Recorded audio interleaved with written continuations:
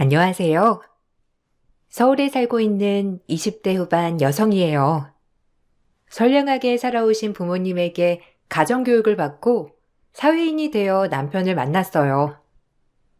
뭐든 100% 맡기란 쉽지 않다고 여겨졌기 때문에 지금 남편 정도면 괜찮겠다 싶어 결혼을 결심했어요.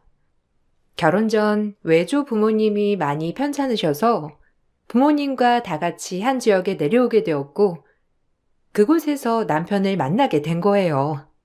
그때 막 저희 부모님이 중식당을 개업하셨을 때라 정신이 없기도 했고 바쁘셨기 때문에 결혼 준비는 쏜살같이 지나갔어요. 우리가 너무 정신이 없어서 우리 딸내미 결혼하는데 제대로 들여다봐주지도 못하네. 미안해. 더 신경 써주지 못해서. 아니야, 엄마. 내가 한두 살 어린애인가? 결혼 준비는 나랑 영호 씨가 알아서 잘하고 있으니까 너무 걱정 마요. 그래. 혹시라도 엄마 도움 필요한 거 있으면 언제든지 얘기해. 그리고 이거 목돈 좀 가지고 있으면 좋잖니. 됐어. 엄마도 가게 차리고 하느라 돈도 없을 텐데 무슨 이런 큰 돈을 줘. 나중에 엄마 비상금 쓰던지 하세요. 한사코 받지 않겠다는 돈이었지만 엄마는 꼭 받아달라며 목돈까지 건네주셨어요.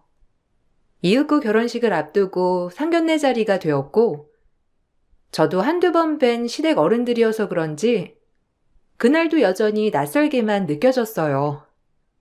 외유 내강인 저희 집과 반대로 시댁집은 외강내강인 느낌이었으나 남편이 하도 좋은 말을 많이 해주었기 때문에 이미지만 그러신 줄 착각하고 말았어요. 저희가 이 지역에서 굉장히 잘 나가는 집안이거든요.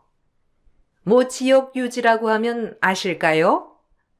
근데 뭐 허례허식이다 뭐다 다 쓸데없는 거라고 느껴져서 아들 보고 그런 거 다 생략하자고 했어요. 그리고 요즘 대세가 예물예단을 없애는 게 맞다고 하니까요. 아니에요. 만약에 받고 싶으시거나 원하시는 거 있으시면 말씀해 주세요. 그래도 하나뿐인 자식들 혼사 준비하면서 저희도 마음의 준비를 안 한 게 아니거든요. 혹시라도 필요하신 게 있으시면 영어 통해서 알려주시면 준비하겠습니다. 어머나, 아주 화통하신 게 마음에 드네요.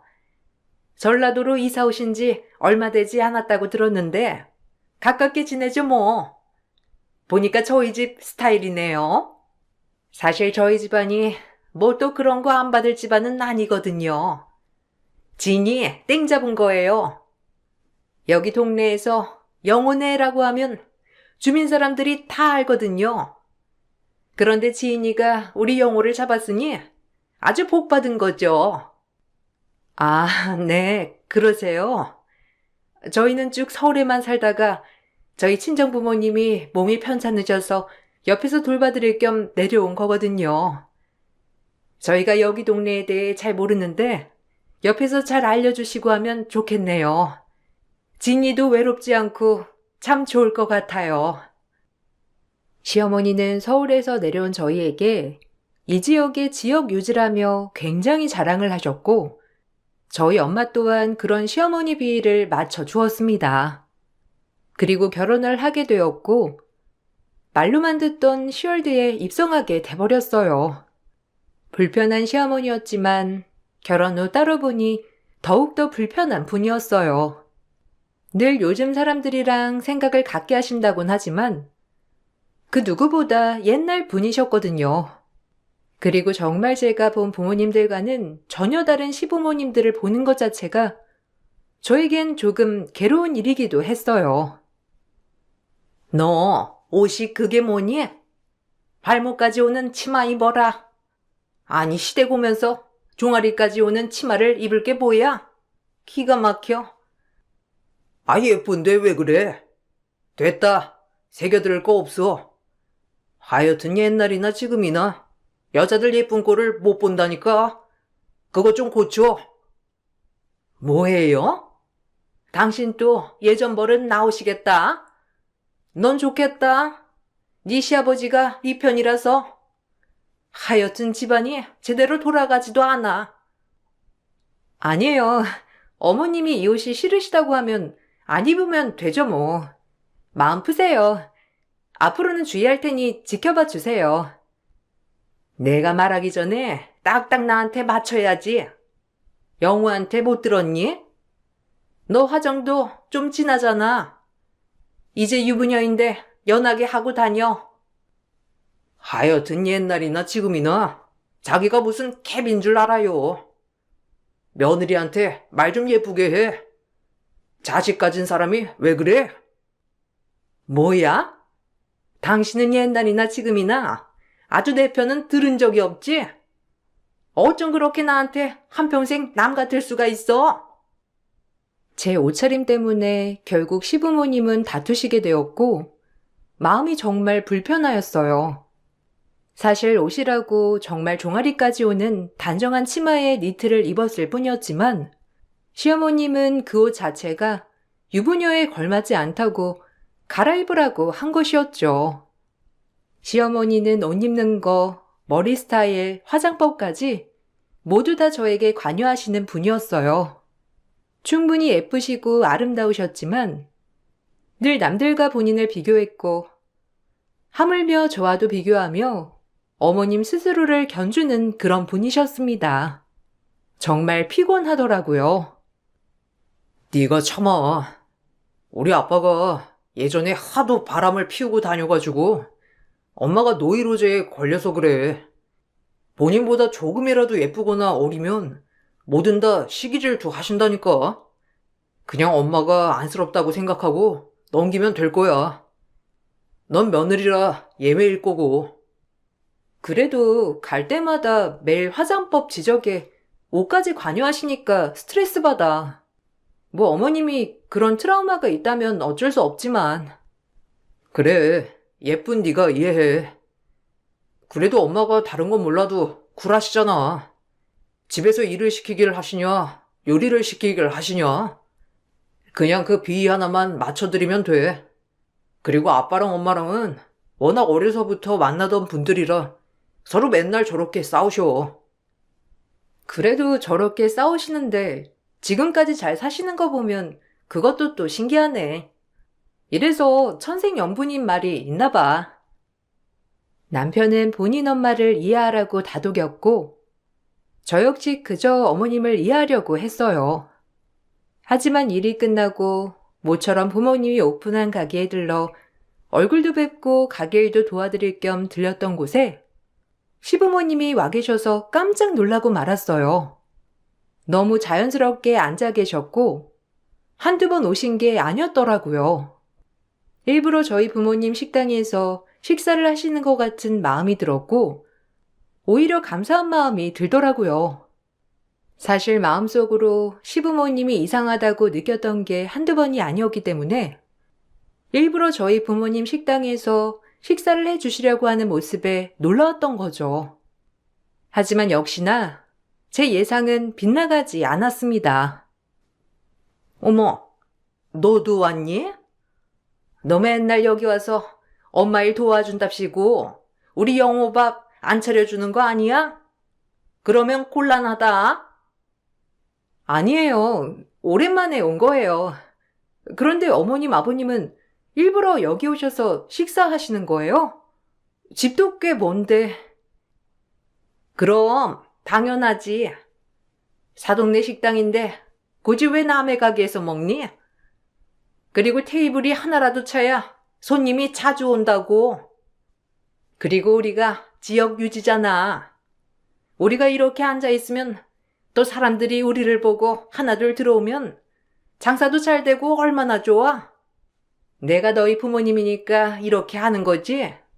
남의 가게였으면 어림도 없어. 너 진짜 시집 잘 온 거다. 아주 안 싸더니 미인이셔가지고 식당에 오는 남자 손님들이 줄을 서겠어. 밥도 먹고 눈 정화도 하고 얼마나 좋아? 뭐라고? 하다 안사돈한테 추파를 던지는 거야 뭐야? 내가 있는데도 이 정도면 안 보일 땐 어떨까? 아주 징글징글한 양반. 뭔 생각을 하는 거야? 그냥 있는 그대로 얘기하는 거지. 당신 그놈의 의심병 좀 집어쳐. 병원을 보내버리던가 해야지. 하하호호 하시다가 금세 저렇게 불이 붙는 시부모님을 보고 있자니 또다시 마음이 불편해졌고 저희 엄마에게도 저렇게 말을 하시는 시아버님이 이해가 가지 않았습니다. 그리고 큰 소리로 다투는 모습에 아빠는 매우 화가 나셨지만 제 시부모님이라는 이유로 정말 참는 게 보였어요. 아빠가 사실 불같은 분이시기 때문에 절대 이런 꼴을 그냥 지나치시는 분은 아니셨거든요. 그럼에도 예의 있게 말을 하는 아빠였고 저희 시부모님이 이런 분들이라는 게 정말 수치스럽고 창피해지는 마음이었어요. 여기가 영업하는 곳이라서 죄송하지만 사돈들 저기 룸으로 모실까요? 아무래도 부부지간에 하실 말씀이 많으신 것 같은데. 아닙니다. 우리가 왜 거길로 들어갑니까? 우리같이 지역유지가 여기 창가 쪽에 앉아줘야 사람들이 들어온다니까요. 여기 내려오신 지 얼마 되지 않아서 정말 모르셔. 사돈, 마침 잘 오셨어요. 저한테 한 잔 쭉 따라 보세요. 우리 사돈이 주는 술 한 잔 먹어봅시다. 자식을 낳은 사이인데 이렇게 술 한 잔이라도 주셔야죠. 보니까 나이도 한두 살 저보다 어려 보이시는데. 네? 죄송하지만 제가 지금 바빠서 그러지 못하겠네요. 안사돈이랑 맛있게 드시다가 돌아가세요. 그럼 이만. 아유, 사람이 꽉 막혀서요, 원. 한 잔 따라 보라니까. 내가 딱 봐도 연배가 훨씬 있어 보이는구만, 건방지게. 그래요, 사돈. 술 한 잔 따르는 게 뭐가 어렵다고 그렇게 뻣뻣이 구세요?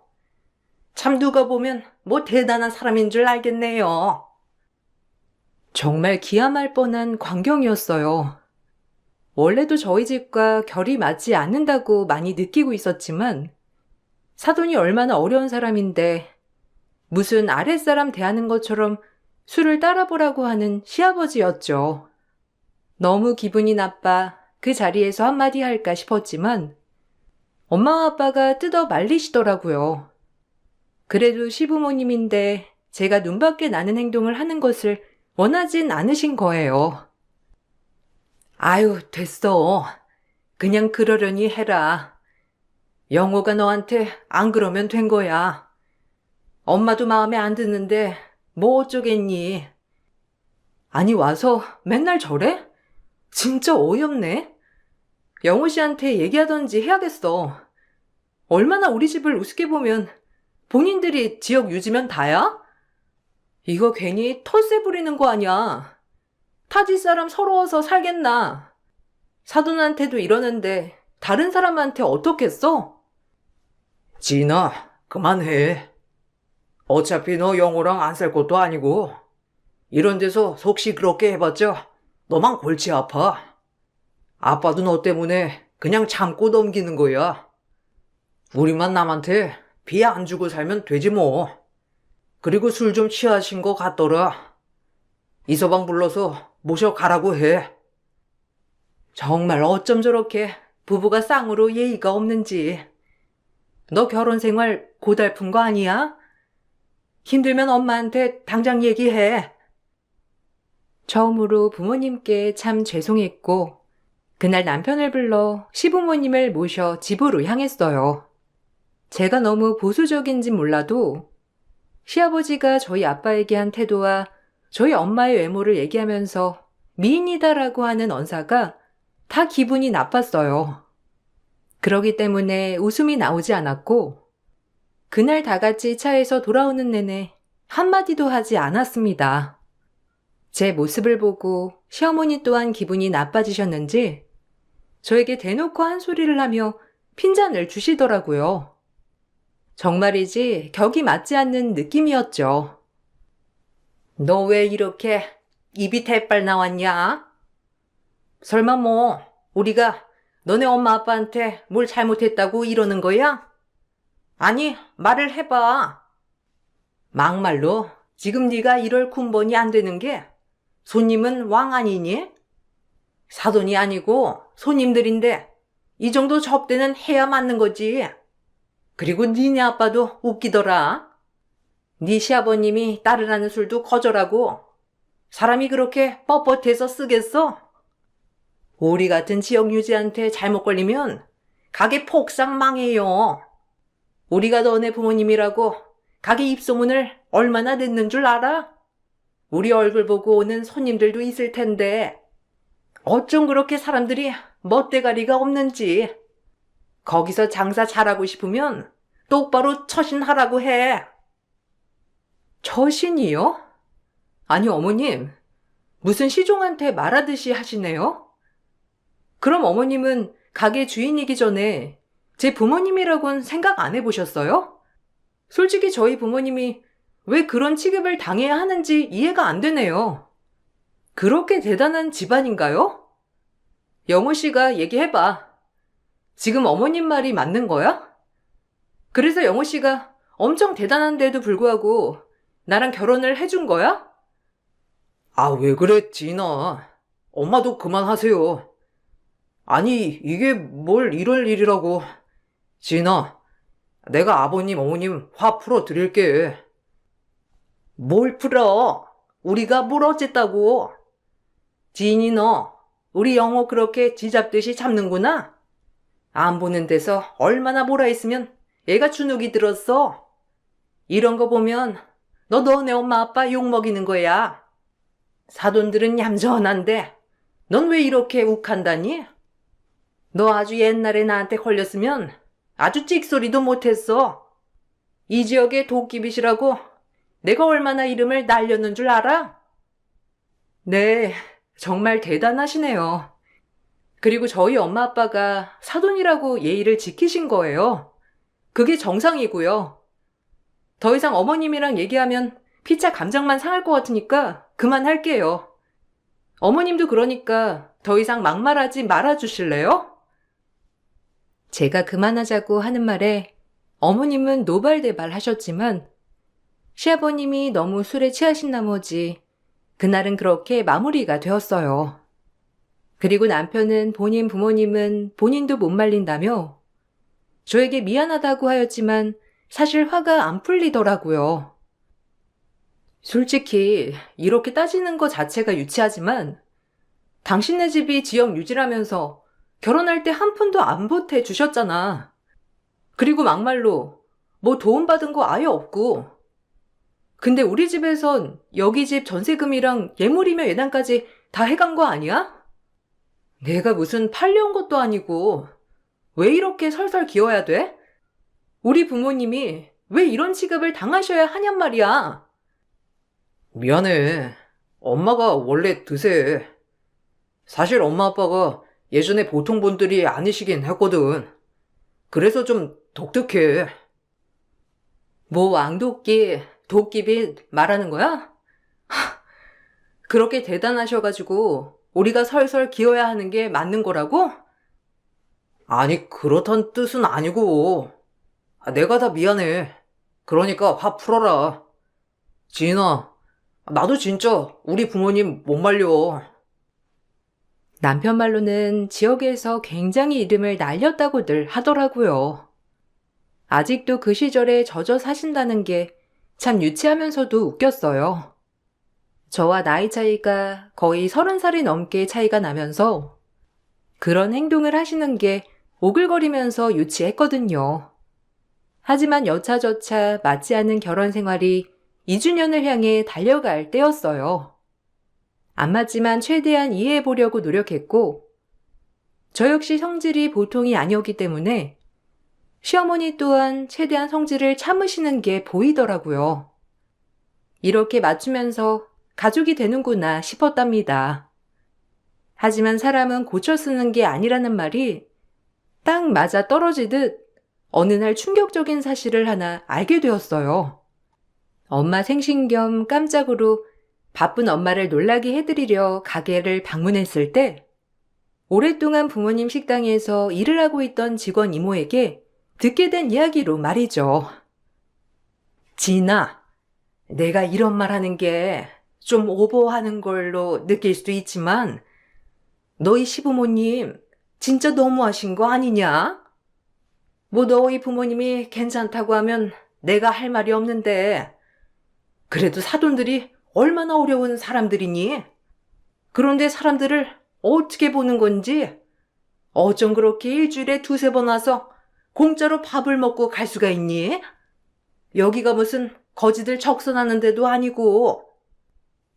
네? 공짜요? 아니 그동안 그럼 식당에 오셔서 단 한 번도 돈을 낸 적이 없으시다는 거예요?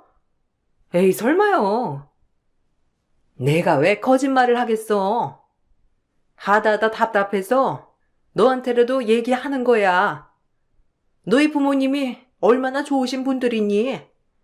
그냥 아무 말 안 할 거 아니까 아무 때나 와서 정식 세트 먹고 그냥 입 닫고 가고. 진짜 그런 사람들 처음 본다. 이모님의 말은 놀라웠어요.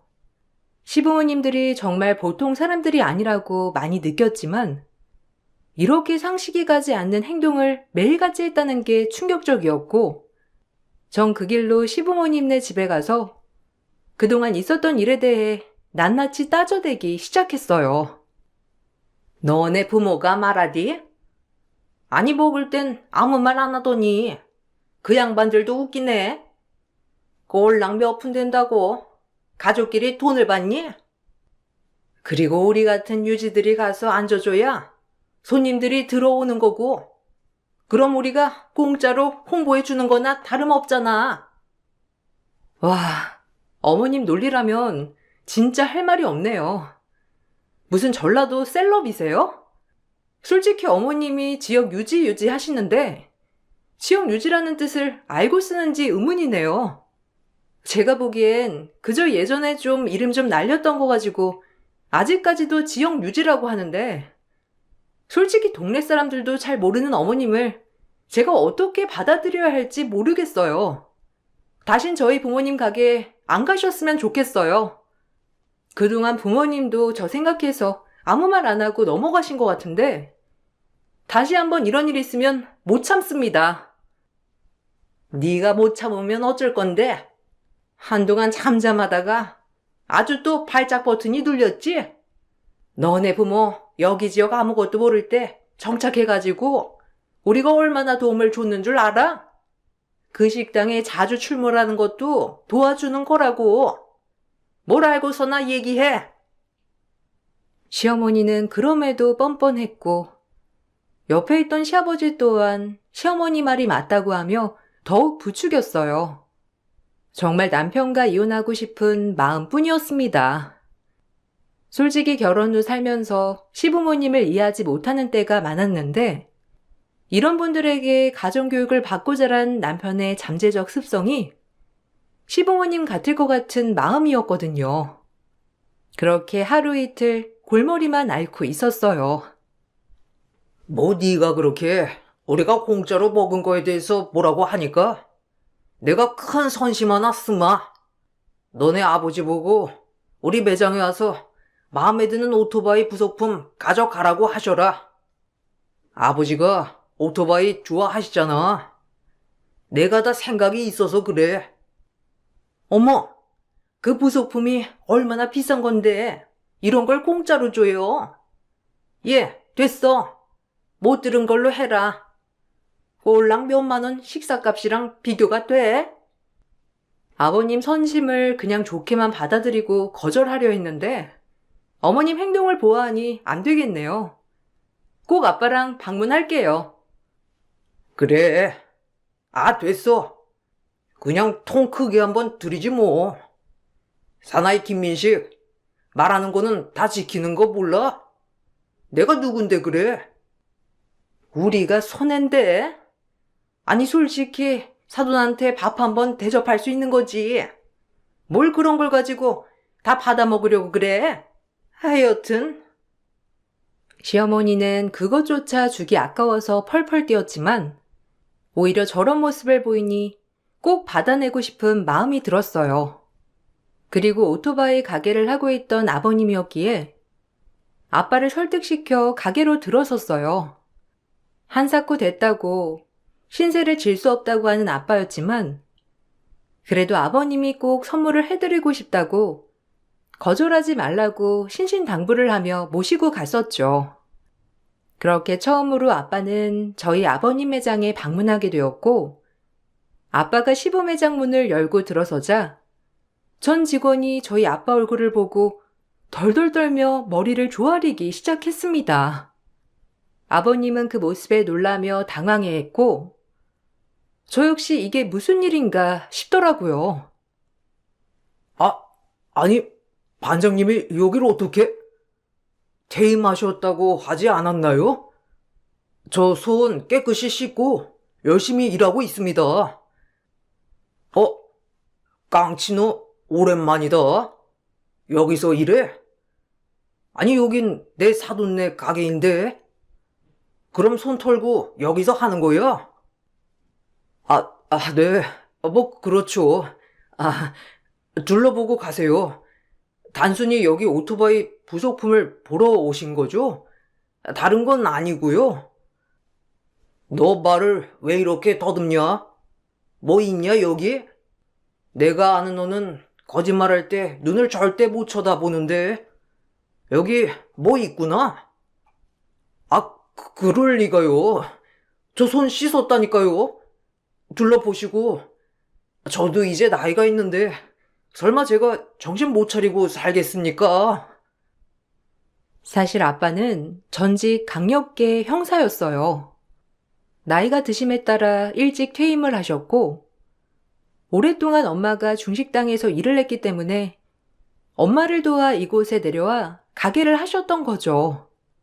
하지만 워낙 이름을 날렸던 형사였기에 전국 방방곡곡 골치를 주는 건달들을 잘 알고 있었고 그중 몇몇이 저희 시아버지 가게에서 일을 하고 있었던 겁니다.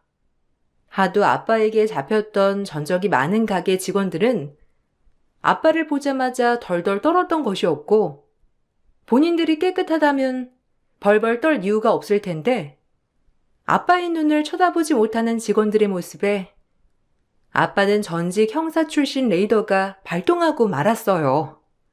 그런 아빠의 모습에 아버님은 당황했어요. 아니, 사돈이 형사였다고요? 아니, 너 왜 이런 얘기를 아예 하지 않은 거야?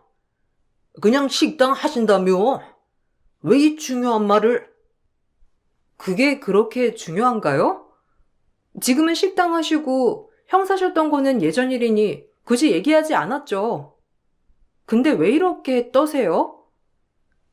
일단, 사돈, 제가 부속품들은 나중에 가지고 가게 갈 테니 돌아가 주세요. 저도 지금 좀 충격을 받아서. 그렇게는 못하겠는데요. 지금 저 문 너머로 뭐가 있는지 봐야겠습니다.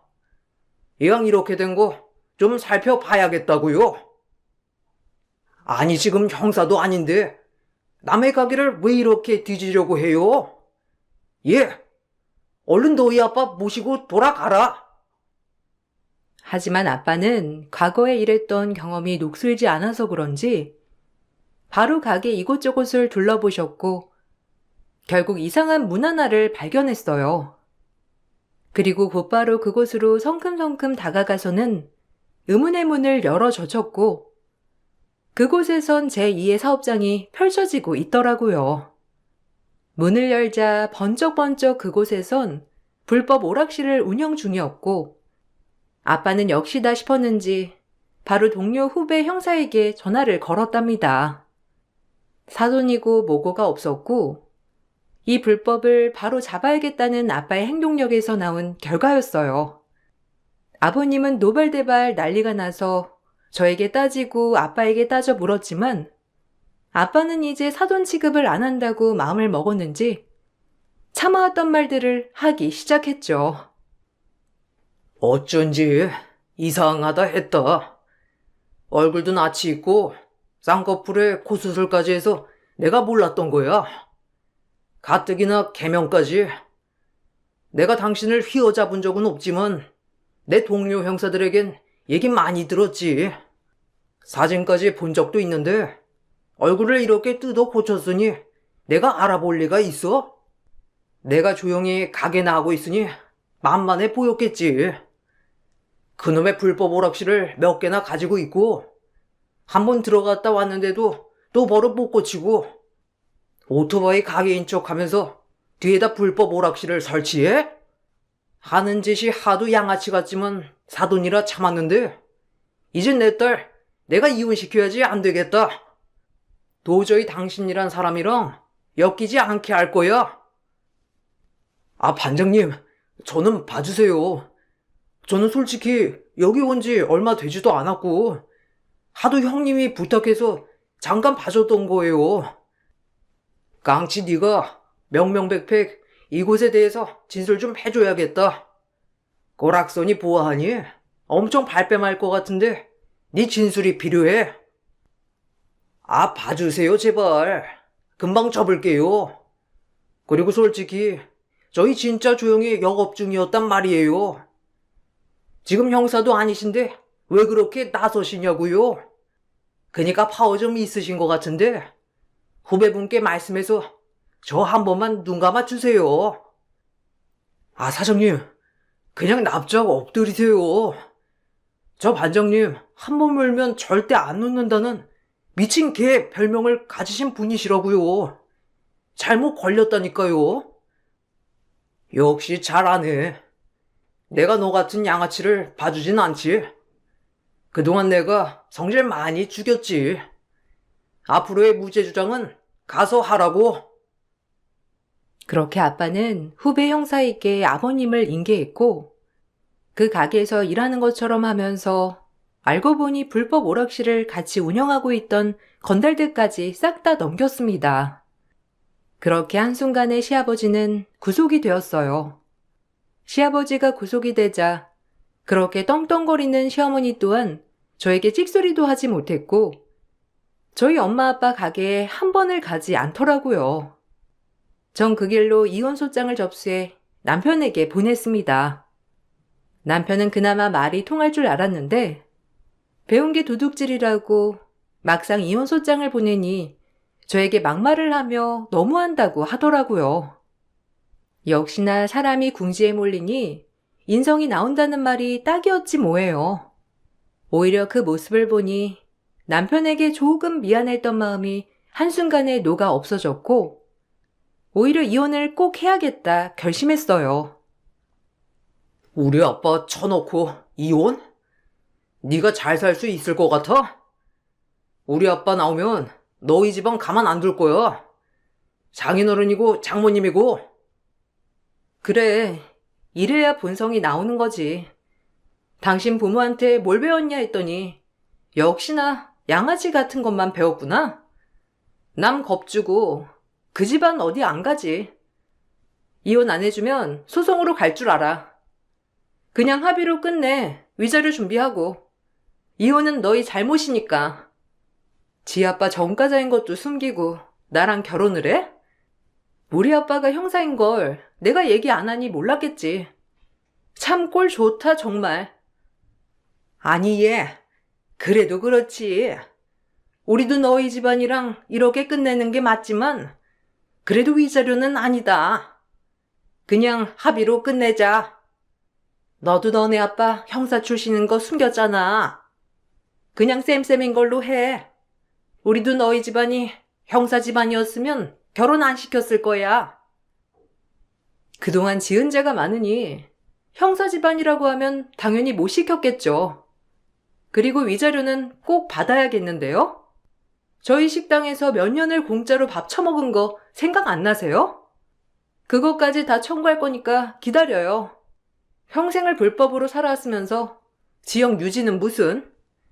도끼빗이라고 할 때 알아봤어야 했는데. 그런 집안이랑 몇 년 동안이라도 엮인 거에 대해 정말 역겹고 불쾌하네요.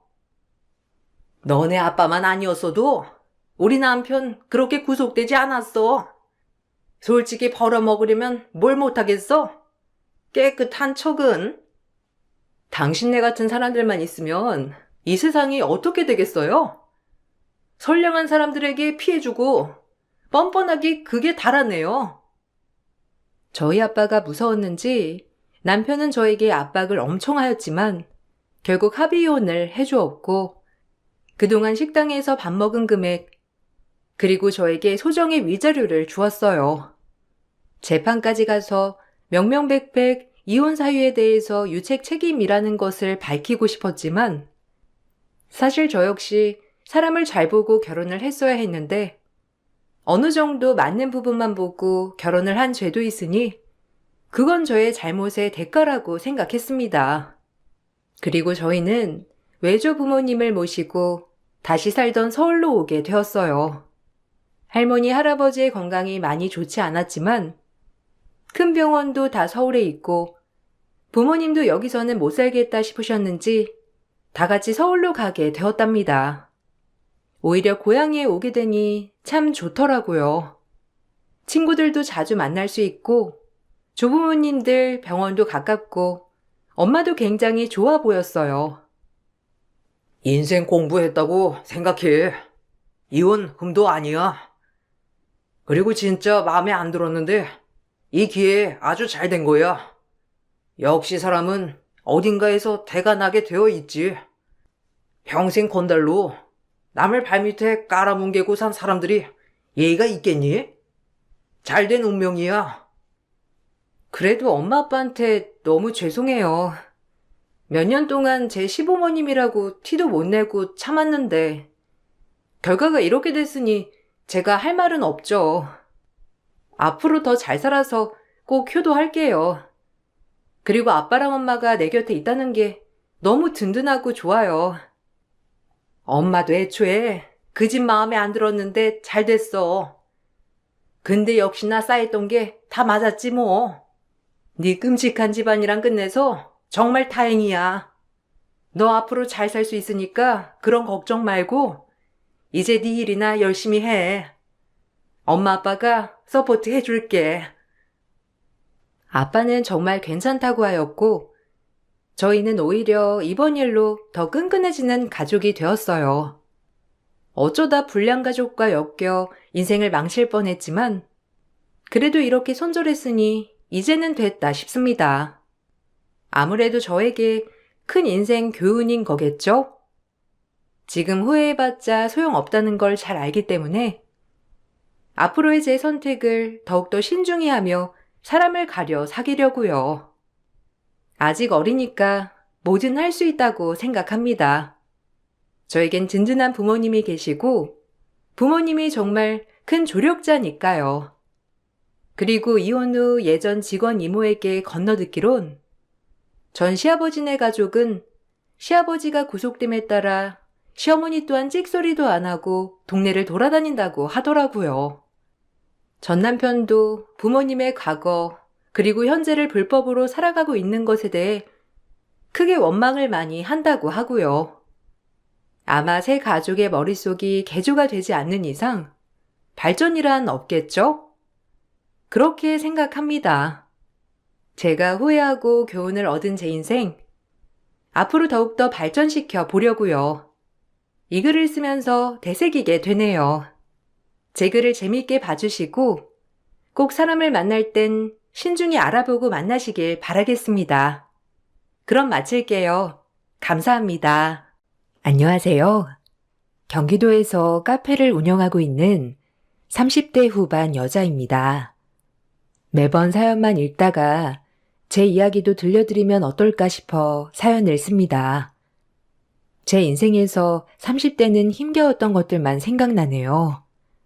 물론 지금은 많이 좋아져 이런 글들 쓸 수 있게 되었지만요. 저는 가난한 집의 딸로 태어나 어려서부터 갖은 알바를 하고 살아야 했습니다. 형편이 어려워 대학교도 제때 가지 못하였어요. 20대 중후반까지 계속 아르바이트만 하다가 이대로는 삶이 더 이상 나아지지 않겠다고 판단하여 늦은 나이에 대학교에 들어갔습니다. 학비가 걱정이었지만 아르바이트와 장학금으로 어떻게든 버텨보자라고 생각했죠. 그래서 여전히 저는 대학교 시절에도 마찬가지로 학교가 끝나면 저녁엔 고깃집으로 달려가 불판을 닦으며 하루하루 생활비를 벌어야 했어요. 그렇게 아르바이트와 학업으로 하루를 바쁘게 살아가던 와중에 저에게 백마탄 왕자님이 등장했어요. 그 사람은 바로 고깃집을 운영하고 계시던 사장님의 아들이었습니다. 처음엔 저를 안쓰러워 도와주는 줄 알았어요. 제가 불판을 닦으려고 하면 미리 다 닦아놓는 등 저의 일을 많이 덜어주었죠. 저에게 이렇게 잘해주니 저조차도 좋은 감정이 싹틀 수밖에 없었죠. 그렇게 저희는 사랑에 빠졌습니다. 그는 저의 열심히 사는 모습에 마음이 갔다고 했어요. 다른 여자들이랑은 다르게 부지런하고 내 앞가림을 헤쳐나가는 게 멋있어 보인다고도 했죠. 그동안의 고생을 누군가 알아주길 바란 건 아니었지만 이렇게 말해주니 너무 고마웠습니다. 저희는 그렇게 연애를 하게 되었어요. 물론 사장님 몰래 연애가 시작되었죠. 고깃집 사장님 또한 여자인 몸으로 홀로 아들을 키워낸 분이셨어요. 고깃집 말고도 여관도 운영하고 계셨죠. 젊은 나이에 고생하여 자수성가 하셨죠. 사장님 눈을 피해 연애를 했을 땐 문제가 되지 않았지만 연애를 하던 도중 임신을 하였습니다. 임신을 하자 남자친구는 언제 그랬냐는 듯이 안면몰수를 했고요. 처음엔 제가 좋다고 했던 사람도 임신을 하니 부담스러워졌는지 연락을 점차 피하기 시작했습니다. 그래서 전 이대로는 안 되겠다 싶어 사장님께 말씀을 드리기로 마음을 먹었어요. 아이를 꼭 낳고 싶었거든요. 저기 사장님, 드릴 말씀 있습니다. 일단 먼저 청심환 하나 드시고 들어주세요. 사실 그동안 제가 민국 오빠랑 만나고 있었어요. 뭐? 근데 그 얘기를 지금 나한테 하는 이유가 뭐야?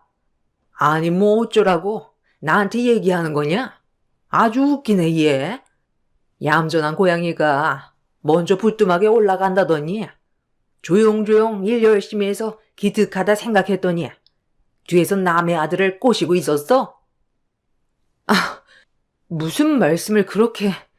제가 말씀드리는 이유는 사실 제 뱃속에 민국 오빠 아이가 있어요. 민국 오빠가 연락이 안 돼요. 아이고, 기막혀. 지금 너 그걸 말이라고 하는 거냐?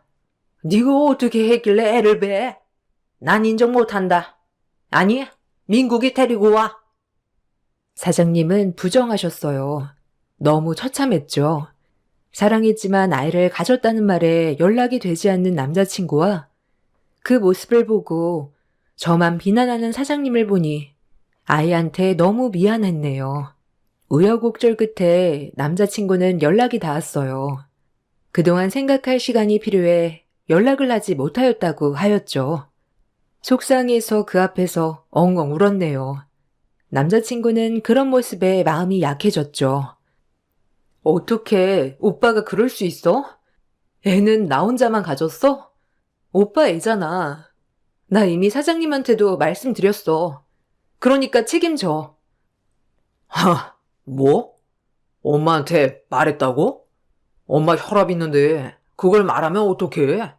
말을 해도 내가 말하지. 너도 참 대단하다. 그럼 어떡해. 오빠는 연락도 안 되지. 애기는 커가지. 나 혼자 뭘 어떡하냐고. 당연히 사장님한테 말씀드려야지, 안 그래? 그래서 네가 원하는 게 뭐야? 나랑 결혼이라도 하겠다는 거야? 너 아직 학교도 졸업 안 했잖아. 현실적으로 생각해. 애기가 더 소중해. 아이 꼭 지키고 싶어. 그러니까 우리 결혼하자. 아이한텐 아빠가 있어야 하잖아. 어? 내가 잘할게. 아이를 위해서 남자친구에게 애원했습니다. 결국 남자친구는 울며 겨자먹기로 결혼을 승낙했죠. 남자친구가 결혼을 하겠다 하니 사장님은 한참을 반대하다 결국 허락해 주셨습니다. 축복받는 결혼은 아니었지만 앞으로 내가 잘하면 된다는 생각을 하며 아이만 생각하자라고 되뇌었죠. 그리고 결혼식 전 어머님은 홀로 고생해서 키운 아들 예단은 빵빵하게 받아야겠다며 저를 압박하셨어요. 뻔히 못 사는 며느리지만 빚이라도 내서 혼수를 해오라고 압박하기 시작하였죠. 남자친구도 마찬가지였고요. 내가 30에 혼자 돼서 우리 아들 하나만 보고 이 나이 되고 살아왔는데 이 정도도 못 바라냐? 아들 하나 있는데 이 정도는 네가 당연히 해와야지, 안 그러냐? 빚을 내거든 니네 친정집을 팔든 이건 혼수 리스트다. 이대로 하나도 빼지 말고 준비해라. 야, 내가 말했지? 우리 엄마 엄청 고생했다고. 당연히 이 정도는 해와야 되는 거야. 알아서 준비해와. 우리 엄마 실망시키지 말고. 어머님, 제가 이걸 어떻게 준비하나요? 저희 집 사정 뻔히 아시면서 너무하세요. 예단은 조금 줄여주시면 안 될까요? 내가 지금 미찌는 결혼을 시키는데 이런 것까지 포기해야 하겠냐? 너는 어쩜 그렇게 뻔뻔하니? 준비가 안 되면 결혼은 없다. 시어머님과 남편은 막무가내였습니다. 전 결국 엄마께 이 사실을 말씀드렸죠.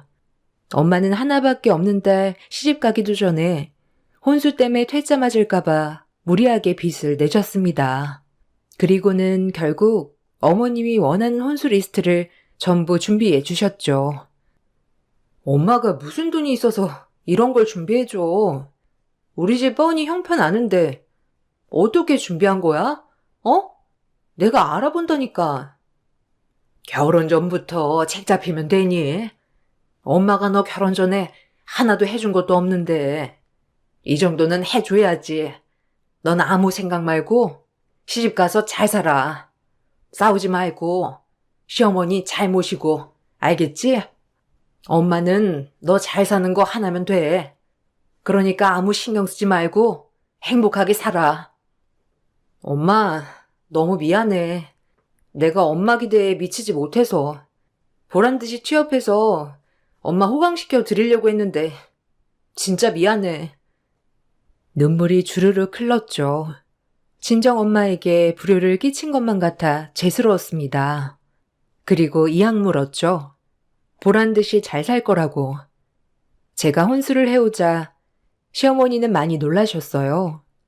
아마 혼수를 못 해오면 그 구실로 저를 쫓아내실 생각이었는데 떡하니 혼수를 해오자 또 그거대로 비아냥거리셨습니다. 물론 남편도 마찬가지였고요. 마음 같아선 결혼을 파토내고 싶었지만 아이 때문에 참았네요. 하나밖에 없는 아기, 아빠 없는 아이 만들어주고 싶지 않아서 이악 물고 참았습니다. 시간이 해결해 줄 거라고 착각했죠. 니네 집 어떻게 이걸 다 준비했니? 너네 엄마 무리한 거 아니냐? 나중에 그 핑계로 우리 아들한테 기대면 곤란하다. 저희 엄마가 마지막으로 해준 제 선물이에요. 그렇게 말씀하지 마세요. 어렵게 해주셨으니까요. 저 정말 어머님께 잘하고 싶어요. 아이고, 참 웃긴다. 뒤통수 때려놓고 이제 와서 잘하고 싶다.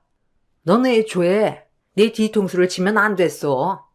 내가 그것만 생각하면 자다가도 이가 갈린다. 결혼하면 학교는 갈 생각도 말어. 너도 이 집에 보탬이 돼야 하지 않겠냐. 놀고 먹을 생각은 추어도 말아라. 어머님은 이렇게 못 박으셨죠.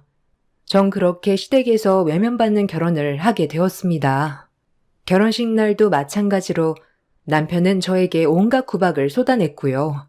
그래도 뱃속에 있는 아이 하나만을 생각하며 버텨냈네요. 우리 아이한테 훌륭한 울타리를 만들어줘야겠다라는 생각 하나로 결혼까지 할 수 있었죠. 결혼을 하고 제 인생도 달라졌어요. 아침, 점심엔 여관 카운터, 저녁엔 고깃집, 눈코 뜰 새 없이 바쁜 나날을 보냈죠. 시어머님은 사지가 멀쩡하니 무조건 일을 하라고 했고요. 남편은 한량처럼 어머님이 벌어놓은 돈을 있는 족족 꺼내 쓰기 바빴고요. 남편 때문이라도 저는 더 열심히 일만 했네요. 구박은 늘 제가 받았지만요. 네 남편이 자꾸 밖으로 도는 것도 다 너 때문이다. 안 사람이 제대로 들어와야 남자가 일이 잘 풀리는 법인데 너 만나고 우리 아들이 되는 일이 없다. 에휴, 내가 어떻게든 뜯어 말렸어야 했는데 집에 사람이 잘 들어와야 하는데 에휴 속 터져. 어머니, 오빠는 원래부터 그랬어요. 일은 안 하고 늘 바깥에만 다니고 어머님이 오빠한테 돈을 해주지 마세요. 어디 못 가게. 뭐야? 남자가 그럼 돈 한 푼 없이 다니는 꼴이 말이 되냐? 너는 어쩜 그렇게 생각이 없니? 독한 것. 말하는 거 봐라 아주. 네가 그러니까 애비가 집구석에 정을 못 붙이지. 뱃속의 애가 너 안 닮아야 할 텐데. 그것도 참 걱정이다. 너 닮을까봐 무서워 아주. 시간이 흘러 뱃속에 아기가 태어나는 날이 다가왔습니다. 10달 동안 품은 아기가 세상 밖에 나오는 날이 되었죠. 하지만 그날도 저는 혼자 배 아파서 119를 불러 아이를 낳아야 했죠. 아이를 낳고 정신 차려보니 제 옆엔 친정 엄마만이 계셨죠. 아이고 우리 딸 너무 고생 많았다.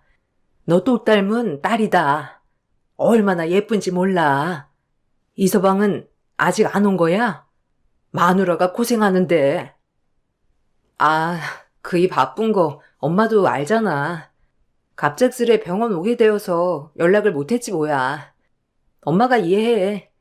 그리고 이서방이 얼마나 나한테 끔찍이 잘해주는데 알잖아 엄마도. 그래도 딸 낳고 보니까 세상 엄마한테 더 고맙고 미안하고 그러네. 에이그 이거 사. 이제 알았어? 세상 그 어느 목숨보다도 바꿀 수 없는 게 자식이다. 알겠지? 예쁘게 키워. 엄마는 그게 다야. 엄마. 너무 고마워. 그리고 지금까지 나 이렇게 키워준 것도 언젠가 될지 모르겠지만 꼭 효도할게, 엄마. 그렇게 산부인과에는 저와 엄마 둘뿐이었어요. 시어머님은 가게 일로 바쁘셔서 못 온다는 핑계를 대었고 남편은 정말 코빼기도 안 비쳤네요. 어느덧 많은 걸 포기하고 살아서 그렇게 충격은 아니었습니다. 내 새끼만 부족한 거 없이 잘 키우자였네요. 그렇게 시간이 흘러 아이는 6살이 되었어요. 6살이 되는 동안 저는 여관, 고깃집, 집 이렇게만 반복하고 살았네요. 실질적으로 여관, 고깃집, 집 이렇게 반복해야만 어머님이 생활비를 주셨기 때문에 일을 해야 했습니다. 남편은 틈만 나면 놀러 나가길 바빴고요. 아이가 먹고 싶다는 거, 입고 싶은 것은 다 해주고 싶었기에 몸이 부서져라 이랬어요. 하지만 돌아오는 건 늘 무시였죠. 야, 돈 없냐? 너 어제 엄마한테 돈 받았잖아. 30만 원 줘봐. 나가야 되는데 돈이 모자라네. 돈 어딨어? 이리 줘. 무슨 돈? 네가 나가서 돈 벌어와. 아침부터 밤까지 뼈 빠지게 고생하는데 너 나한테 10원 한 장 맡겨놨어? 어디서 돈을 달래? 뭐? 너 이게 이제 신랑이 지 바보로 보이나? 얼른 안 내놔? 나 빨리 나가야 돼. 얼른 줘라. 나 폭발하기 전에. 뭐가 이리 시끄러워? 넌 한 사람이 돼서 꼭 집에서 큰 소리 내야겠냐? 에휴, 본 데도 없고. 뭐가 문제냐 오늘은, 어? 어머님이 신경 쓸 일 아니에요. 저희 부부 문제입니다. 그리고 앞으로 불쑥불쑥 안방문 여시지 않았으면 좋겠어요, 어머님. 뭐야? 아주 이게 시미를 지 아래로 보는구나. 할 말 못할 말 구분 못하고. 아주 이게 눈에 뵈는 게 없지? 아주 정말 기가 막혀서. 숨이 막혀 살 수가 없었어요. 정말 딸아이가 아니었다면 내가 왜 사는가 싶을 정도로 시어머님의 정서적 학대와 남편의 외면에 하루하루 말라가고 있었죠. 그러던 중 남편의 낌새가 보통이 아닌 것 같다는 생각이 들 무렵이었어요. 항상 친구들 좋아하고 그저 술 좋아하는 남편이 어느 순간부터는 집에 안 들어오는 일이 잦았습니다. 늘 밖으로만 돌아도 집에 꼬박꼬박 들어오는 남편이었는데 이상했죠. 외모에 부쩍 신경을 쓰고 외박이라뇨. 하루는 그를 미행했어요. 역시나 여자를 만나더군요. 누가 봐도 한참 어린 것 같은 여자였어요. 정말 청천벽력이었죠. 성실하지는 않아도 아이한테 부끄러운 짓은 하지 않아서 그동안 참고 살았는데 이젠 바람까지 폈어요. 제 인생이 정말 무너지는 순간이었습니다. 남편의 바람을 확인한 후 터덜터덜 집으로 돌아왔어요. 넌 어디 갔다 오는데 이제 오냐? 할 일이 태산인데 여간도 비우고 아주 복에 켜웠지? 이젠 뺀질대기까지 하는 거냐? 어머님, 그만 좀 하세요. 제가 무슨 이 집의 노예예요? 제가 왜 아침부터 밤까지 일하는데요, 왜? 전 전리한 시간, 1시간도 못 쓰나요? 아범은 아침부터 놀러 나가서 저녁까지 안 들어오는데 집안 가정을 나무래야지. 만만한 게 저죠? 네? 너랑 애비랑 같냐? 어딜 비교해? 남자는 자고로 길을 피고 살아야 돼. 어쩜 그렇게 옹졸하냐? 그래서 너만 일하는 게 그렇게 불만이야? 아주 이제야 본색을 드러내는구만. 너 같은 거 안 만났음 애비는 더 잘 됐을 거야. 애를 발목 삼아 주저앉혀 놓고. 제가 아범을 주저앉혔다고요? 너무하시네요, 정말. 어머님은 그냥 제가 싫으신 거죠? 이제라도 제가 나가주길 바라시겠죠. 아주 잘하는구나. 애만 아니었어도 진작에 시집을 오긴 어딜 와. 아주 분수를 모르고 설치는 꼴이란 못 봐주겠다. 그렇게 어머님에게 한바탕 한 소리를 듣고 전 다시 고깃집에 가서 고기를 구웠어요.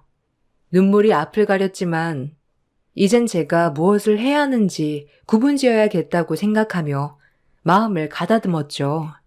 결혼 생활 7년 동안 노예살이와 최저임금도 못 받아가며 노동한 대가, 그리고 남편의 외도, 시어머님의 폭언, 이제 증거를 수집해야겠다고 생각했습니다. 저와 저희 딸을 위해서라도요. 그리고 다음날 변호사 사무실에 찾아갔어요. 변호사님은 그러더군요. 일단 그동안 일한 것과 통장에 정산받은 내용들을 토대로 증빙 서류를 제출하고 남편의 외도 증거만 잡으면 된다고요. 시모의 폭언도 덤으로요. 그동안 제가 안 보일 때마다 문자로 폭언한 내용들은 많았기 때문에 증거는 차고 넘쳤습니다. 그리고 남편의 핸드폰 문자 내용, 그 여자를 만나는 거 모두 다 증거를 제출했어요. 이걸로는 도저히 분이 안 풀리더군요. 저는 천천히 시어머님의 재산을 제 이름으로 해놓기 시작했습니다.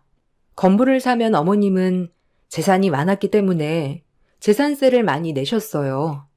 재산세를 내지 않기 위해 빼돌린 건물은 제 이름으로 해두었죠. 남편 이름으로도 여러 개 되어 있었기 때문이죠. 큰 건물은 아니었고 지방에 있는 조그만 건물이었어요. 그 건물을 제 앞으로 돌려놓고 이혼 준비를 했죠. 모든 증거를 변호사에게 제출하고 저는 딸과 함께 집을 나왔습니다. 말도 섞고 싶지 않았어요. 예, 넌 왜 이렇게 전화를 안 받니? 아니 고깃집에 안 가고 지금 너 어디서 뭐하니? 일은 해야 할 거 아니야? 연락도 안 되고. 저 이제 안 들어가요. 그리고 유진이도 제가 데리고 있으니 걱정 마세요. 어머님이 그렇게 노래를 부르던 이혼합니다. 아이고, 너 말 바꾸지 마라. 이혼? 네가 혼자 살 수 있을 것 같아? 배운 것도 없고 할 줄 아는 것도 없는 게 어디서? 걱정해 주셔서 감사하네요. 아범한텐 그 여자랑 잘 먹고 잘 살으라고, 그리고 위자료 준비하라고 전해주세요. 끊을게요. 전화를 끊고 몇 년의 묵은 감정들을 보상받기라도 한 것처럼 속이 뻥 뚫렸습니다. 진작 이혼할 걸, 진작 더 똑똑히 굴 걸. 남편은 언젠가 바뀌겠지. 시어머니도 언젠간 알아주겠지라고 생각하며 하루하루를 버틴 제 자신이 미련스러웠습니다. 일이 쉬웠던 일인데 이제 딸을 데리고 똑똑히 살아야겠다고 다짐했어요. 그리고 하루빨리 일을 할 수 있게 준비를 해야만 했습니다. 결론은 저에게 위자료를 배상하라는 판결이 떨어졌습니다. 그리고 친권, 양육권 모조리 다 제가 가지고 올 수 있었죠. 시어머니와 남편은 길길이 날뛰었죠. 법정에서 그 모습을 보고 있자니 속이 다 시원했습니다.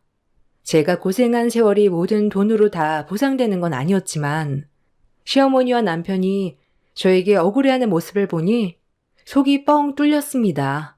시모와 남편은 말했죠. 너 내가 가만히 있을 줄 알아? 네가 이러려고 우리 집에 시집 왔지? 진작에 이렇게 뜯어내려고? 악랄한 것. 내가 가만히 있을 줄 알아? 애로 발목 잡길래 불쌍해서 결혼해줬더니 이제 와서 우리 뒤통수를 쳐? 네가 감해? 너 내가 가만히 있나 봐. 네가 잘 살 줄 알아? 마음대로 하세요, 다들. 너는 그 새파랗게 어린애랑 잘해봐. 내가 빠져준다는데 왜 이렇게 길길이 날뛰니? 네가 원하던 거잖아. 그리고 어머님, 건물 감사해요. 제 세월 이걸로 퉁쳤다고 생각할게요. 그나마 건물이라도 있어서 우리 유진이랑 새로 시작할 수 있네요.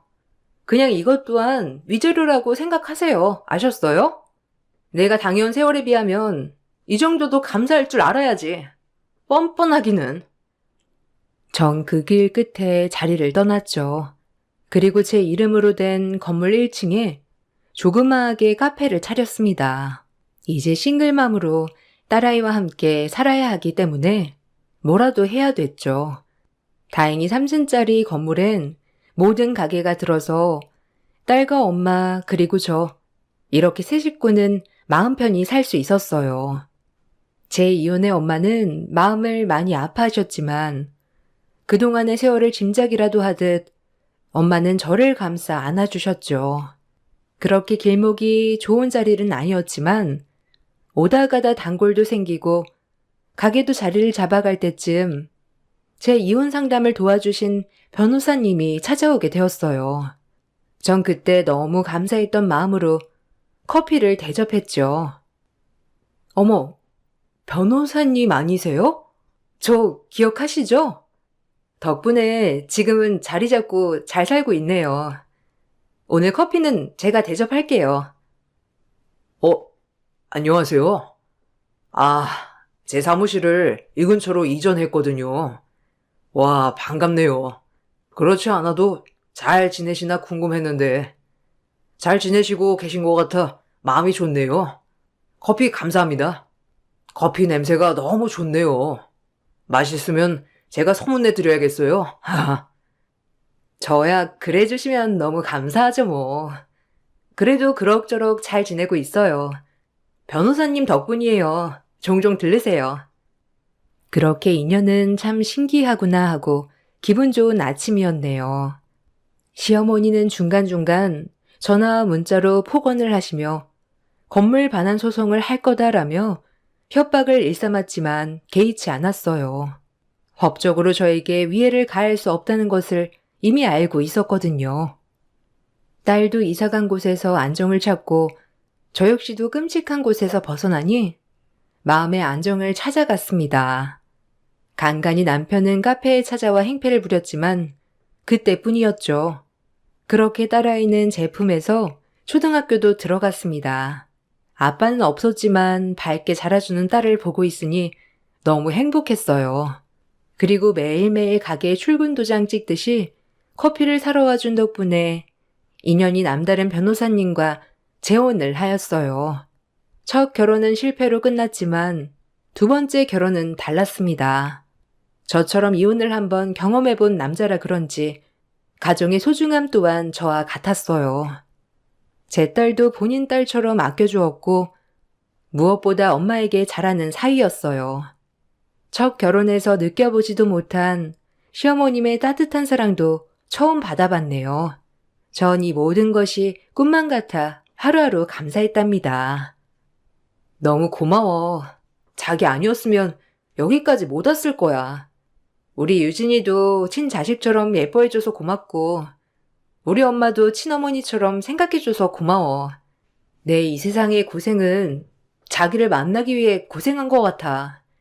너무 좋다. 이 행복이 안 끝났으면 좋겠어. 나야말로 마찬가지야. 자기는 충분히 사랑받을 만해. 그동안 고생도 많이 했고 이젠 편하게 지내자. 카페도 쉬엄쉬엄 해.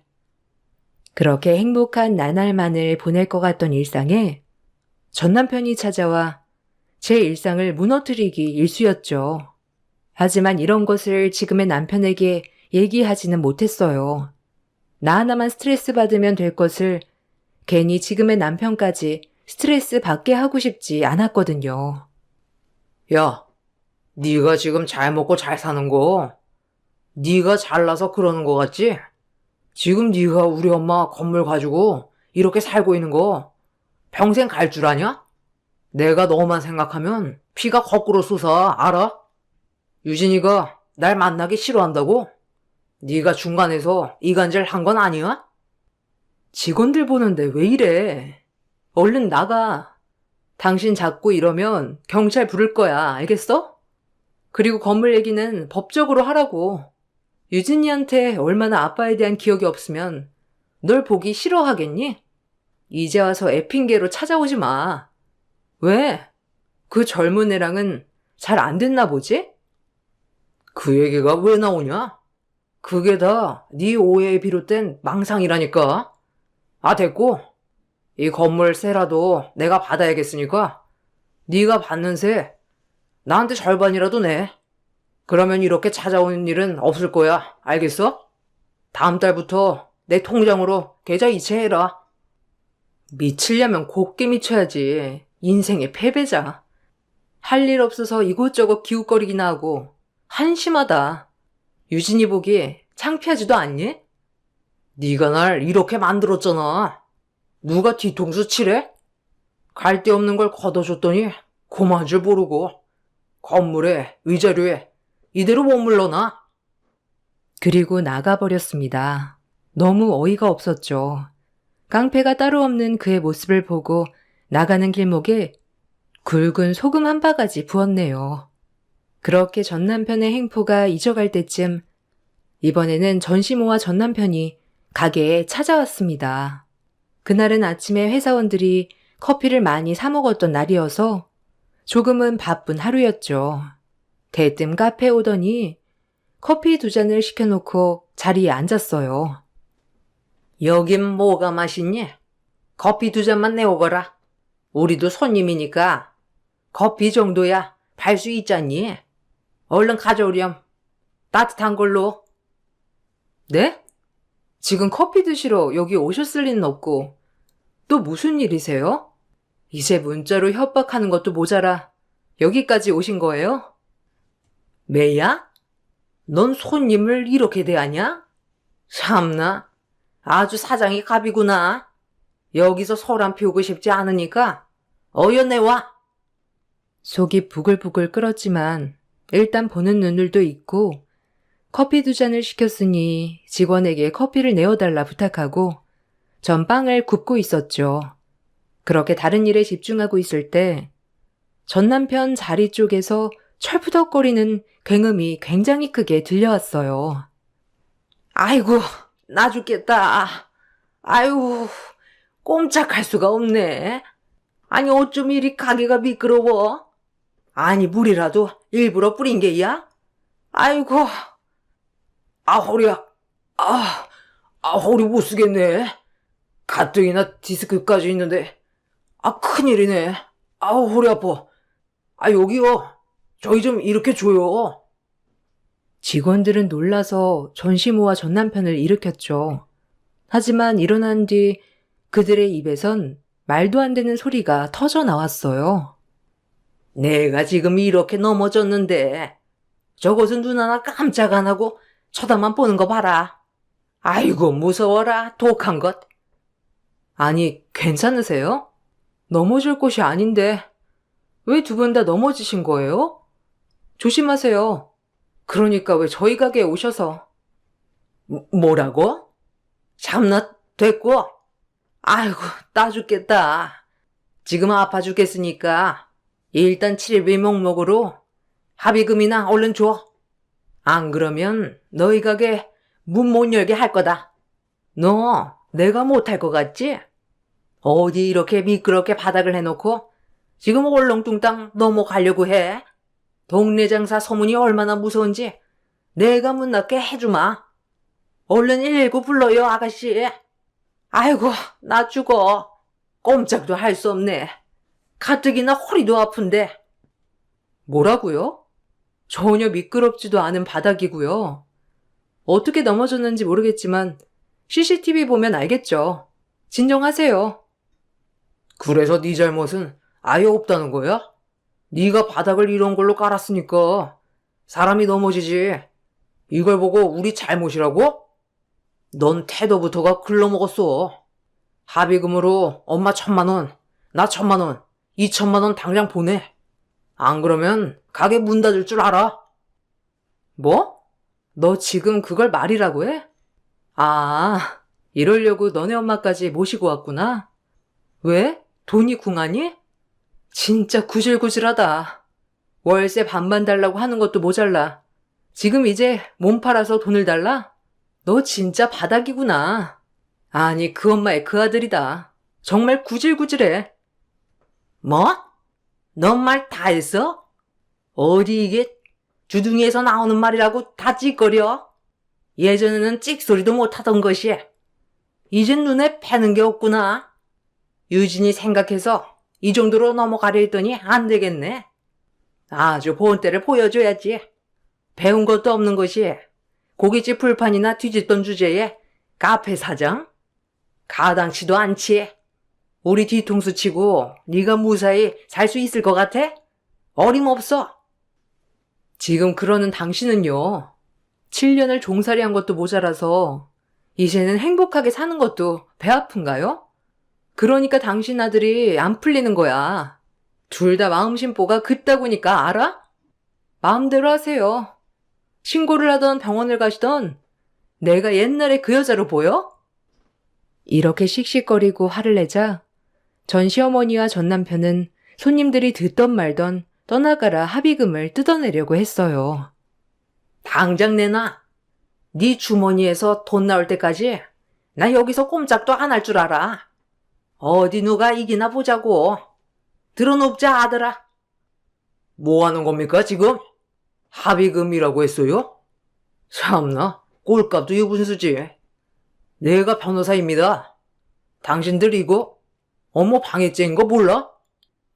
커피를 마시러 들어왔던 남편이 마침 이 모습을 보고 자신의 명함통을 던지며 그 집구석에게 말을 하였죠.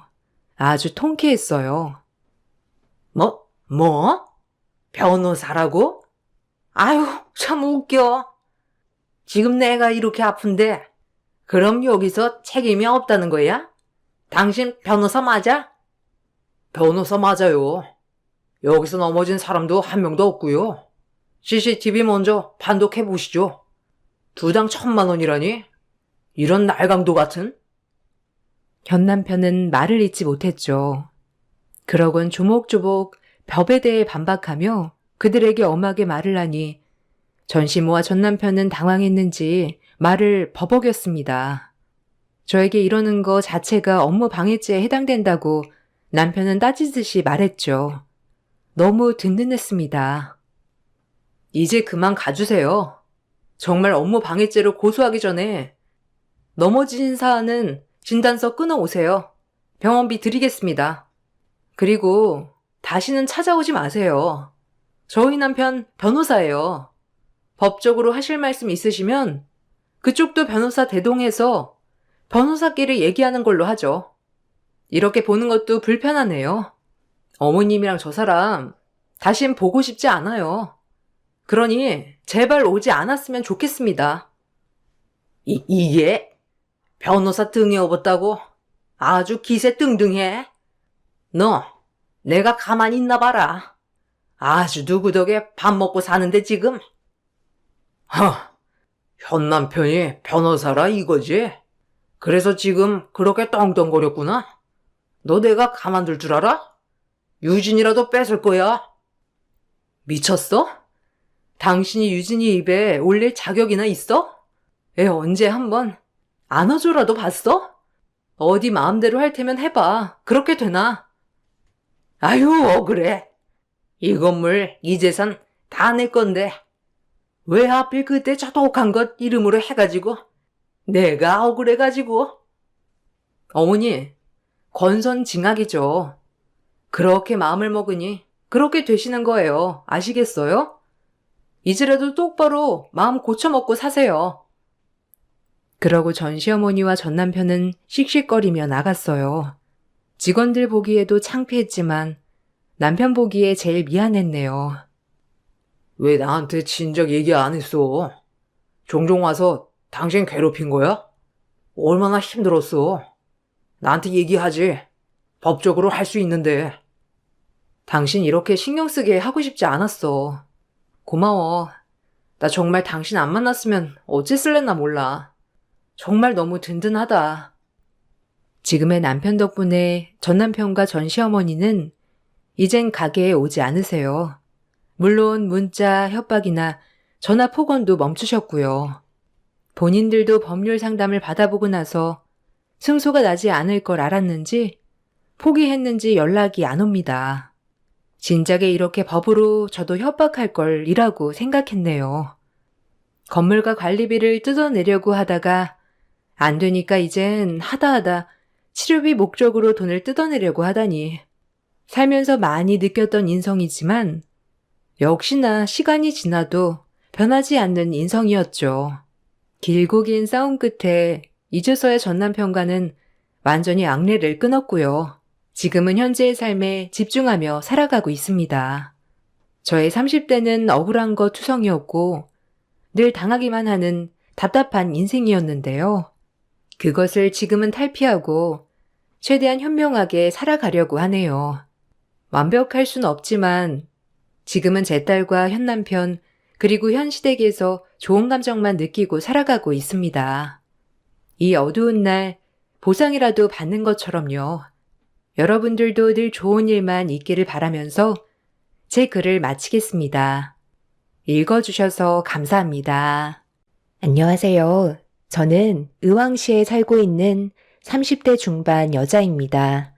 최근에 윗동서인 형님이 대학병원 과장으로 진급을 하게 되면서 시댁 집안에 한바탕 난리가 난 적이 있었습니다.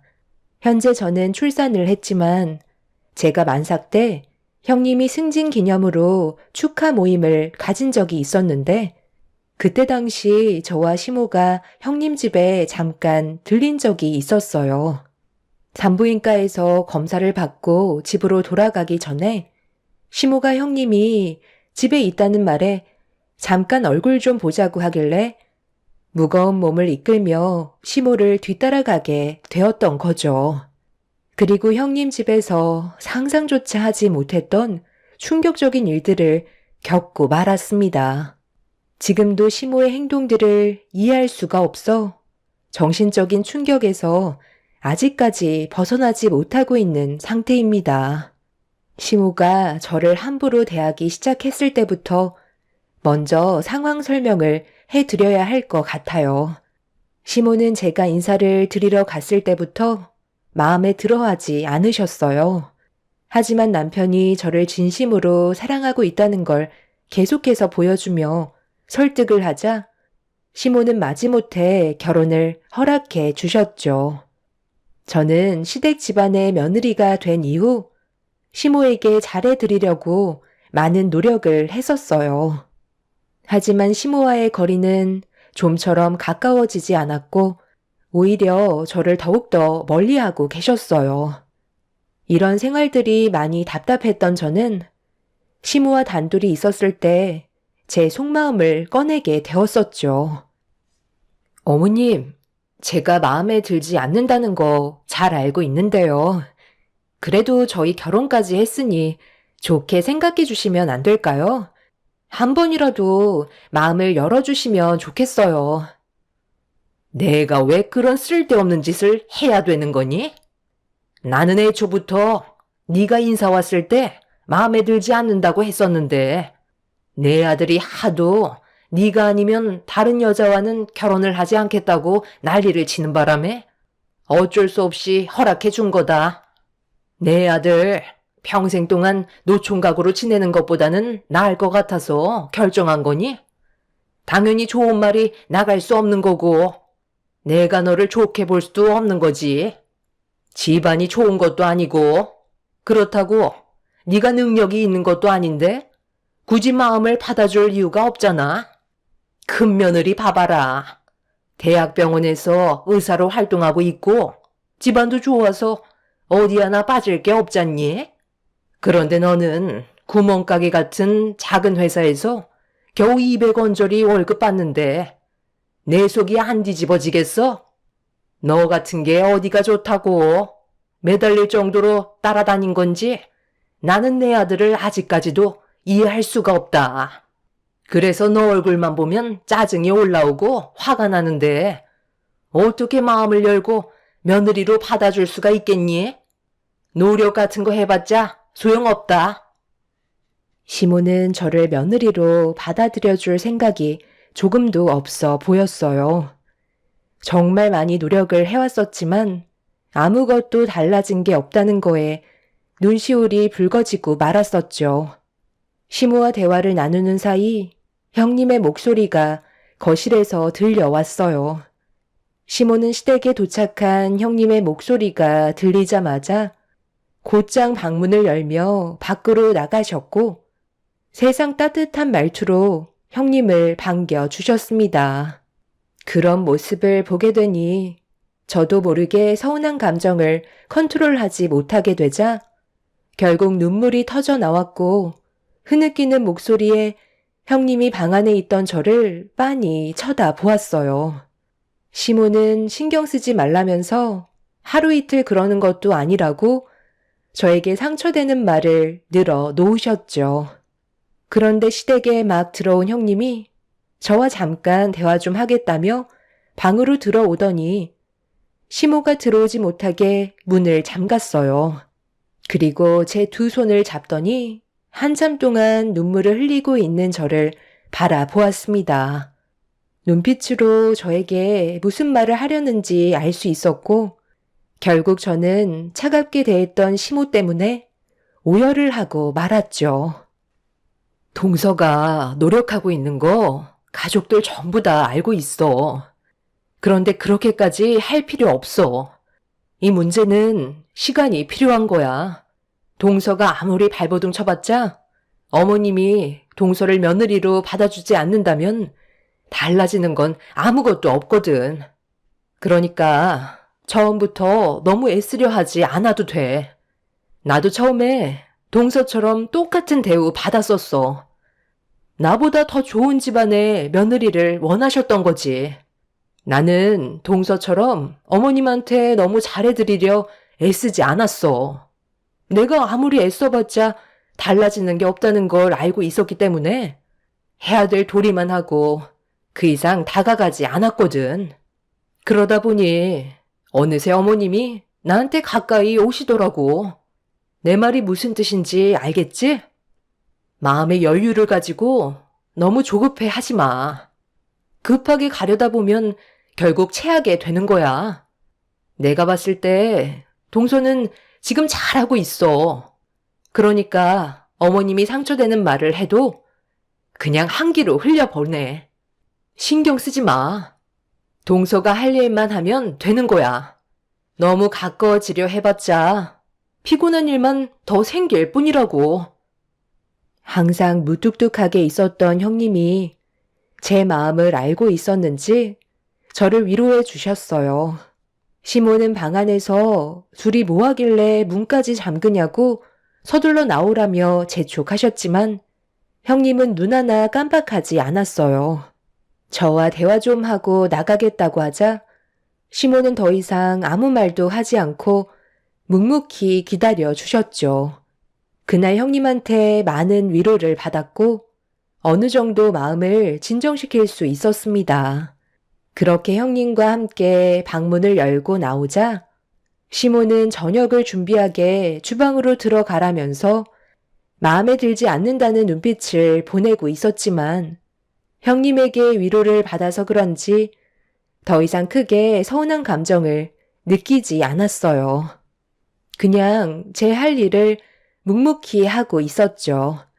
그렇게 저녁을 준비하는 사이 아주버님과 남편도 볼일을 마치고 시댁에 들어왔고 제일 늦게 도착한 시부까지 오시고 나서야 모두가 함께 모여 저녁 식사를 할 수 있었습니다. 한자리에 모두가 모여 즐거운 식사가 이어지는 가운데 아주버님이 저에게 말을 붙여왔어요. 여기에 있는 음식들 거의 다 재수 씨가 만들었다면서요? 평소에도 집에서 음식을 자주 해먹나 봐요. 솜씨가 보통이 아닌데요?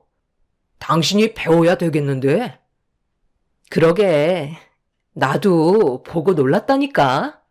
손이 어찌나 빠르던지 음식 만드는 게 보통 솜씨가 아니더라고. 오래간만에 제대로 된 식사를 하는 것 같아 기분이 좋네. 아유, 작은 며느리가 고생이 많구나. 우리 집안 식구로 들어온 지 얼마 안 돼서 적응하기도 힘들 텐데 음식까지 준비하느라 애썼다. 내 입맛에도 아주 딱 맞는구나. 우리 집안 며느리로 들어왔으면 이 정도는 당연히 할 줄 알아야지. 얼마나 대단한 걸 했다고? 이 정도로 칭찬을 해주고 있어? 그런 식으로 하면 버릇만 나빠진다는 거 몰라? 아유, 다들 그만들 하고 식사들 해요. 내가 봤을 땐 음식들이 전부 간도 하나도 안 맞구만. 도대체 뭐가 음식 솜씨가 좋다는 거야? 그냥 좋은 말씀 한마디 해주면 안 돼요? 엄마가 삐딱하게 나갈수록 이 사람이 얼마나 힘들겠어요. 칭찬해주는 게 돈이 드는 것도 아니고 왜 계속해서 상처되는 말만 하시는 건데요? 엄마가 계속 이럴수록 저는 집에 오고 싶지가 않아요. 그러니까 제발 그만 좀 하세요. 다들 괜찮다고 하는데 엄마는 뭐가 그렇게 마음에 안 들어요? 내 입맛에 안 맞는다고 한 것뿐인데 그게 잘못된 거니? 다들 솔직하게 말을 하지 않아서 내가 직접 얘기해 준 것뿐이다. 이런 걸 음식이라고 만든 거야? 시모는 밥맛이 떨어졌다면서 먼저 자리에서 일어나 방으로 들어가셨어요. 순식간에 분위기가 안 좋아졌지만 아무도 시모를 신경 쓰지는 않고 즐겁게 식사를 하고 있었습니다. 시부는 시모가 노망이 나서 그런 거라며 눈길조차 주지 않고 계속해서 식사를 이어나가셨어요. 형님 내외와 남편도 방으로 들어간 시모를 조금도 신경 쓰지 않고 있었죠. 그렇게 위태로웠던 식사가 한 차례 끝이 나고 형님과 함께 과일을 준비하고 있는데 갑자기 시모가 제 머리채를 잡았어요. 너무 놀란 나머지 저는 비명을 질렀고 형님이 시모에게 그만하시라며 시모를 말리려 했지만 시모는 제 머리를 잡은 손을 끝까지 놓지 않았죠. 다들 너한테 좋은 말 해주고 편들어주니까 아주 기분이 좋지? 내가 화가 나서 방 안으로 들어갔으면 따라 들어와야 되는 거 아니야? 너까지 나를 무시해? 어머님, 그만 좀 하세요. 도대체 왜 그러시는 거예요? 아무리 기분 나쁘신 게 있으셔도 이건 아니죠. 당장 손 놓으세요. 아버님, 저희 좀 도와주세요. 주방에서 한바탕 난리가 나자 거실에 있던 남자들이 급하게 달려왔어요. 시모가 저와 엉켜있는 모습을 보고 경악을 한 남편과 시부는 급하게 시모와 저를 떨어뜨려 놓았고 시모는 저에게 버릇이 없다며 쉬지 않고 막말을 쏟아내셨어요. 며느리로서 마음에 들지 않는다는 건 알겠는데 제가 왜 머리채를 잡혀야 하는 건지 이해를 할 수가 없었습니다. 시부는 시모의 어깨를 밀치면서 무서운 얼굴로 목소리를 높이셨고 화가 머리끝까지 올라와 버린 남편은 그만 돌아가겠다며 저를 방으로 데려갔어요. 그리고 짐을 챙긴 뒤 시댁을 빠져나왔습니다. 남편은 집에 가는 동안에도 저에게 미안하다며 헝클어진 머리를 쓸어내려 주었어요. 시모의 돌발 행동에 너무 큰 충격을 받았던 저는 집에 도착해서도 마음이 진정되지 않고 있었죠. 온몸이 떨려왔고 더 이상 시모의 얼굴을 보고 싶지 않았습니다. 아무리 노력을 한다 해도 시모와는 절대로 가까워질 수 없다는 걸 그날 확실하게 알게 된 저는 그날 이후 시모에게 연락조차 하지 않았어요. 시모도 저에게 전화나 문자 한 통 없었죠. 그렇게 안 좋은 감정을 가지고 있는 상태로 인연을 끊어내게 되니 제 마음도 완전히 다치게 되었고 평생 동안 시모의 얼굴을 안 보고 살고 싶었습니다. 하지만 제가 생각한 대로 모든 게 이루어지지는 않더군요. 연락을 끊고 지낸 지 1년 정도 되었을 때 제 몸에 갑자기 변화가 찾아왔고 임신을 했다는 걸 알 수 있었죠.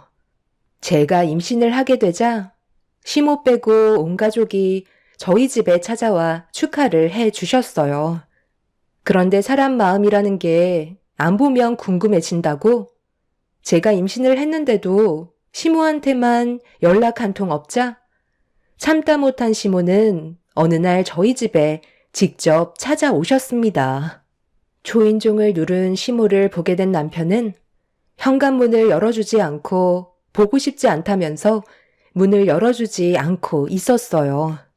1년 동안 연락 한 통 없으셨다가 임신을 했다는 말에 직접 찾아오신 시모가 임신을 중요하게 생각하고 있다는 걸 알 수 있었지만 1년의 시간 동안 시모의 얼굴을 안 보며 지내왔던 시간들이 훨씬 더 좋았었기 때문에 저도 얼굴을 보고 싶지 않았어요.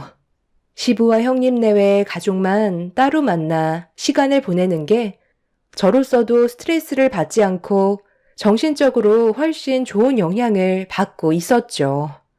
그날 한참 동안 문 앞에 계셨던 시모는 집으로 돌아가셨는데 2번은 안 오실 줄 알았지만 임신 소식을 들으시곤 하루도 빠짐없이 계속 찾아오셨어요. 결국 남편과 제가 장을 보고 집으로 들어가려던 찰나 저희 집 앞에서 기다리고 있던 시모와 마주치게 되는 상황이 생기고 말았습니다. 그동안 잘 지내고 있었니? 몸은 괜찮고? 네가 임신했다는 소식을 듣게 됐는데 그냥 지나칠 수 없어서 찾아왔다. 앞으로 점점 몸이 무거워질 텐데 도움이 필요하지 않겠어? 작년에 안 좋았던 기억들은 기억 속에서 전부 지워버리고 우리 새롭게 다시 시작하는 게 어떻겠니? 서로 평생 등 돌리고 살 수는 없잖아. 글쎄요. 저는 어머님과 함께했던 시간들이 좋았던 기억이 없어서 다시 시작하고 싶지는 않아요. 오히려 지금 이렇게 사는 게 저에게는 훨씬 만족스러운데요. 돌아가 주세요. 저희가 보고 싶지 않다고 말씀드렸잖아요. 이럴 거였으면 처음부터 잘 하셨어야죠. 임신했다고 하니까 1년 동안 연락 없으시다가 갑자기 찾아오시는 건 너무 속보이는 행동 아니에요? 어차피 저희가 연락하지 않고 있던 1년의 시간 동안 엄마도 속편히 잘 살고 계셨으면서 이렇게 갑자기 찾아오시면 저희가 그동안 보고 싶었어요. 앞으로 다시 잘 지냈으면 한다는 말이 나올 줄 알았던 건 아니죠. 먼저 용서를 구하셔도 이 사람이 받았던 그때의 상처는 평생 가지고 가게 될 거라고요. 기억 속에 남아버린 엄마의 충격적인 행동을 어떻게 하실 건데요? 저는 지금도 엄마가 너무 원망스러워요. 시모는 갑자기 제 앞에서 무릎을 꿇으려고 다리를 굽히려 하자 남편이 그런 모습 보고 싶지 않다며 일으켜 세웠어요. 그리고 저를 데리고 집으로 들어와 버렸죠. 시모는 고개를 푹 숙인 채 다시 집으로 돌아가셨지만 서로 얼굴을 마주하게 된 날부터 계속해서 마음이 불편했었습니다.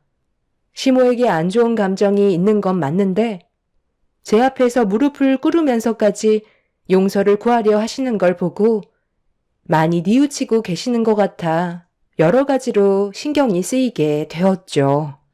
남편은 본인도 30년이 넘는 시간 동안 본인 엄마를 봤지만 아직까지도 속을 알 수 없다면서 가까이 하지 않는 게 좋을 것 같다고 심각한 얼굴로 많은 생각에 빠져 있는 모습을 볼 수 있었습니다. 조심하는 게 저와 뱃속의 아이의 안전을 지킬 수 있는 거라고 판단하게 된 저도 계속해서 시모를 피하고 있었는데 시모는 하루도 빠짐없이 저희 집에 찾아오셨어요. 남편과 저는 시모를 투명 인간 취급할 정도로 전혀 신경 쓰지 않고 있었죠. 그런 시간이 몇 달 동안 지속이 되자 남편도 한계에 도달했는지 시모에게 크게 화를 내면서 찾아오지 말라고 한바탕 난리를 치게 되었죠. 엎질러진 물은 주워 담을 수 없다면서 시모의 얼굴을 보고 싶어 하지 않았습니다. 내가 그때는 정말 미안했다. 엄마는 네가 좀 더 능력이 좋은 여자를 만나길 원했었어. 너희 형 봐봐라. 의사 아내 얻어서 지금 잘 지내고 있잖아.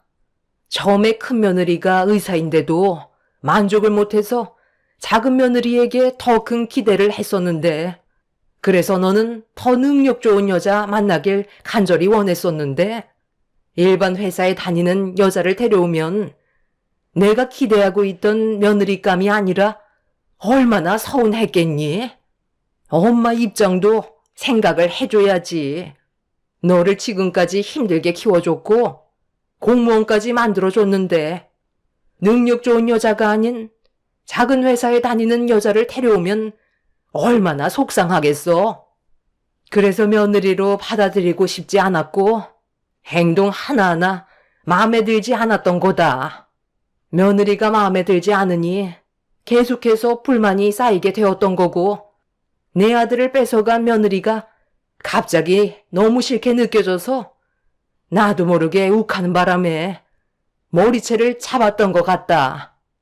내가 솔직하게 얘기하는 이유는 그때는 그런 감정을 가지고 있었지만 1년 동안 너희들과 연락을 하지 않고 지내다 보니 많은 생각을 하게 되더라고. 내가 너무 잘못을 했다는 걸 뒤늦게 깨달을 수 있었던 거지. 그래서 너희들한테 용서를 구하려고 기회를 엿보고 있었는데 며느리가 임신을 했다는 말에 이번이 기회일 것 같아 찾아오게 된 거다. 나에 대한 원망이 크다는 거 잘 알고 있지만 잘못을 바로잡아줄 기회를 줄 순 없겠니?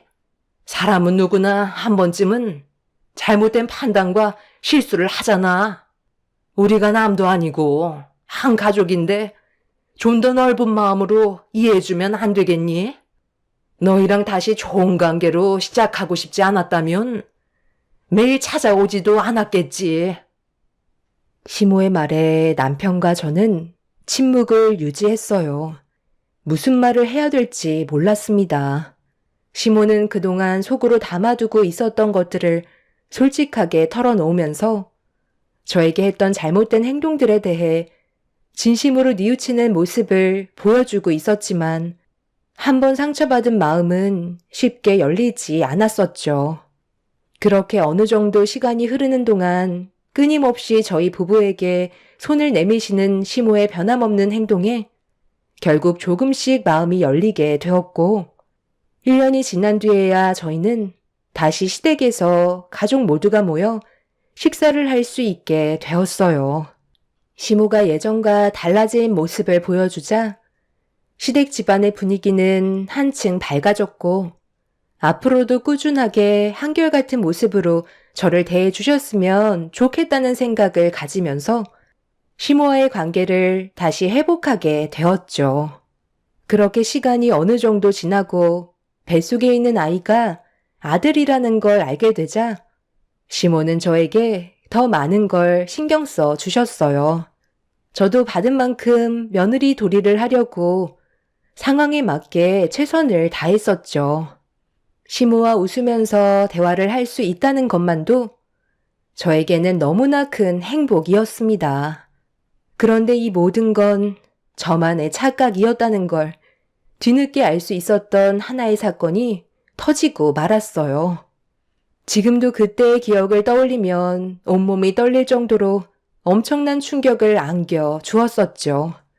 출산이 얼마 남지 않은 상태인 만삭 때 아이의 건강 상태를 확인하려고 시모와 함께 산부인과에 들렸었는데 집으로 들어가려고 택시를 타려던 찰나 전화 통화를 하시던 시모가 형님 집 근처에 온 김에 잠깐 들리자는 말을 꺼내셨어요. 형님이 최근에 대학병원 과장으로 승진이 돼서 축하 모임이 있다는 걸 듣긴 했었는데 저희가 가는 건 오히려 도움이 될 것 같지 않았었죠.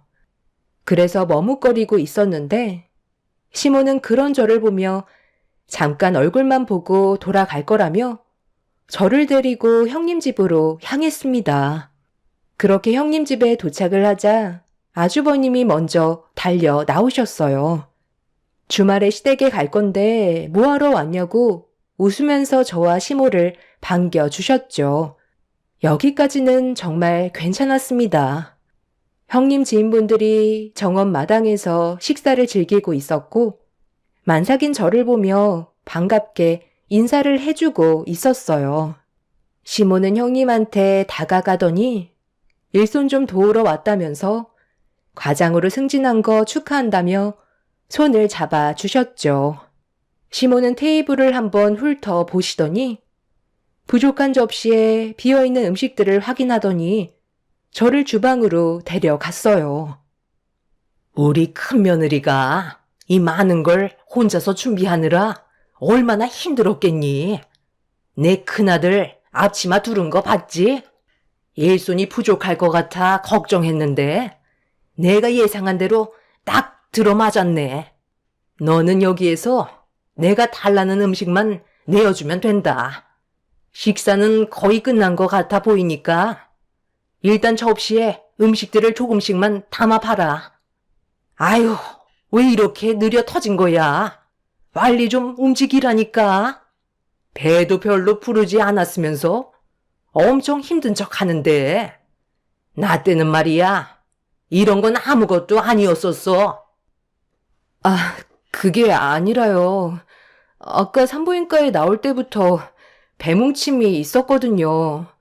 시간 좀 지나면 괜찮아질 줄 알았는데 오래 걸어서 그런지 배뭉침이 오래 가네요. 그게 운동 부족이야. 맨날 집에만 처박혀 있으니까 배뭉침이 오래 가는 거지.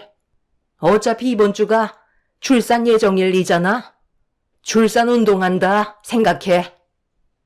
시모는 형님 집에 들어서는 순간부터 저는 안중에도 없었어요. 제가 만삭인 걸 잊으셨는지 1년 전에 저를 막대하셨던 행동들이 점점 보이기 시작했고 난감한 상황에서 배뭉침을 참아가며 시모의 지시에 따라 주방에 서서 음식을 내어 드렸습니다. 앞치마를 두른 아주버님이 주방으로 들어오더니 제가 식은땀을 흘리는 걸 보고 왜 주방에 있냐며 깜짝 놀라셨어요. 아주버님은 자기가 알아서 할 테니까 신경 쓰지 말고 방에 들어가 쉬고 있으라며 저를 방으로 보냈습니다.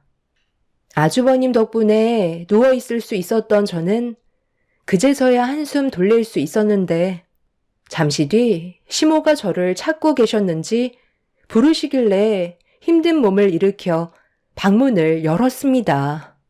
시모는 저를 보자마자 뭐 하는 거냐고 방에서 당장 튀어나오라면서 한가하게 누워있을 시간 없다고 냉장고를 열어 과일을 꺼내 놓았어요.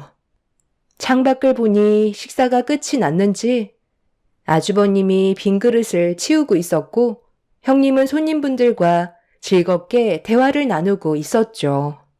저는 또다시 배뭉침이 오기 시작했고 하늘이 노랗게 변해버릴 만큼 몸이 안 좋아지길래 시모에게 잠깐 방에 들어가 누워 있어야 될 것 같다고 제 몸 상태에 대해 설명을 했어요. 하지만 시모는 제 말을 조금도 들어주려 하지 않으셨죠.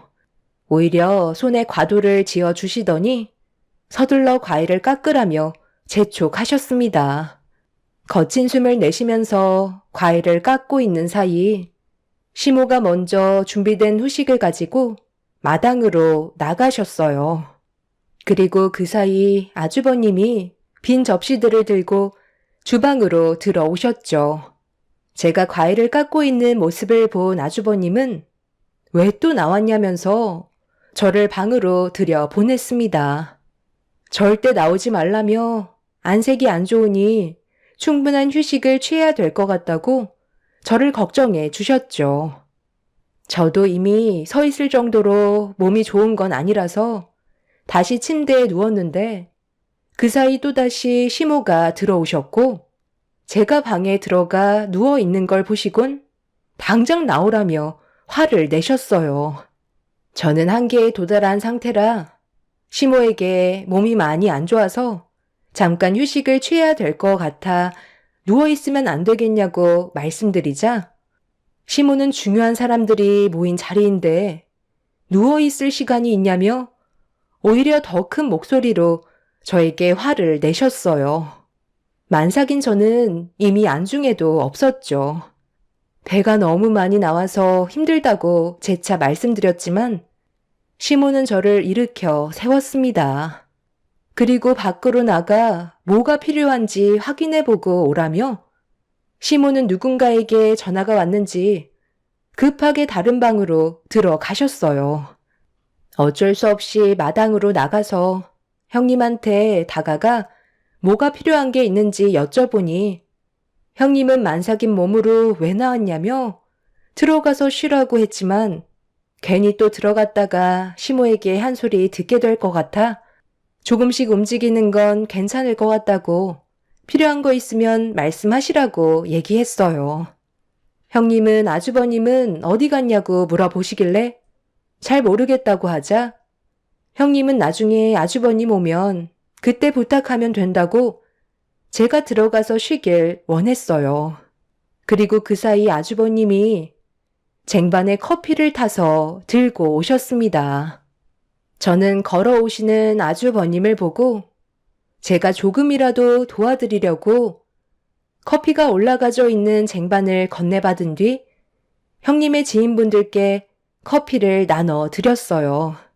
형님 내외는 제가 불편했는지 들어가서 쉬는 게 도와주는 거라고 들고 있던 쟁반을 다시 가져갔는데 그 순간 시모가 마당으로 나오셨습니다. 그리곤 어떤 상황인지 한번 훑어보시더니 갑자기 저를 끌고 집 안으로 들어가셨어요. 시모의 얼굴은 화가 잔뜩 올라온 상태였고 저한테 왜 화가 나셨는지 이해할 수가 없었습니다. 제가 아무 말 하지 않고 가만히 서 있자 몸을 돌린 시모는 갑자기 제 뺨에 손을 올리시더니 마당에 앉아있는 사람들이 저와 같은 수준으로 보이냐면서 믹스커피를 내어줬다고 흥분을 가라앉히지 못하셨어요.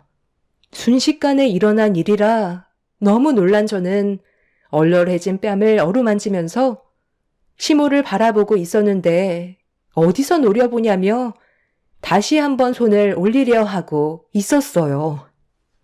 어머니, 지금 뭐 하시는 거예요? 혹시나 해서 따라와 봤는데 재수 씨한테 무슨 짓을 저지른 거죠? 왜 재수 씨가 얼굴을 만지고 있는 건데요? 아니, 얘가 글쎄 저기에 앉아있는 손님들한테 믹스 커피를 내어줬지 뭐냐? 지랑 같은 사람인 줄 아는지? 며느리가 괘씸해서 한 대 지어 박았다. 몸에 좋은 후식이 얼마나 많은데? 믹스커피가 웬 말이야? 너는 정신이 있는 거야? 보자 보자 하니까 여기가 어딘 줄 알고 감히 믹스커피를 내놔? 뭘 해야 될지 모르면 가만히라도 있던가? 어머니, 설마 지금 재수 씨 얼굴에 손을 올린 거예요? 제정신이에요? 앞뒤 상황 알지도 못하시면서 무작정 손부터 올리시면 어떡해요? 제가 믹스커피 타서 가지고 간 거예요. 손님들이 원해서 믹스커피 타서 가지고 간 거라고요. 재수 씨는 옆에서 조금이라도 도와주려고 했던 건데 잘 알지도 못하면서 무작정 일부터 저지르면 어쩌자는 거예요? 당장 재수 씨한테 사과하세요. 그리고 저희가 안 와도 된다고 했는데 굳이 오셔서는 오히려 피해만 주고 있잖아요. 어머님, 제가 왜 뺨을 맞아야 했는지 정말 모르겠어요. 지금 몸이 힘든데도 어머님이 시키는 건 다 하고 있었는데 꼭 이렇게까지 하셨어야 되는 거예요? 잠깐만. 그러니까 네가 믹스커피를 타서 내어준 게 아니었다는 거야? 그걸 왜 이제야 얘기하는 거야? 미리 말을 했으면 이런 일도 없었을 거 아니야? 너무 놀라 버렸는지 저는 아랫배에 통증이 오기 시작했고 뒤이어 양수까지 터지게 되면서 저는 그 자리에 주저앉아 버렸습니다. 아주버님은 급하게 형님을 불러 도움을 요청했어요. 시모는 뒤늦게 본인이 잘못을 저질렀다는 걸 알곤 손을 떨면서 저에게 미안하다는 말을 하려 했지만 이미 돌이킬 수 없는 상황까지 오고 말았죠. 제가 점점 고통스러워하자 형님은 곧장 119에 신고를 했고 도움을 요청한 뒤 제 몸을 살펴주었습니다. 그런데 형님이 제 뺨에 손바닥 자국을 보고 어떻게 된 거냐며 아주버님한테 물어보려는 순간 시모가 아주버님 입을 틀어 막았어요.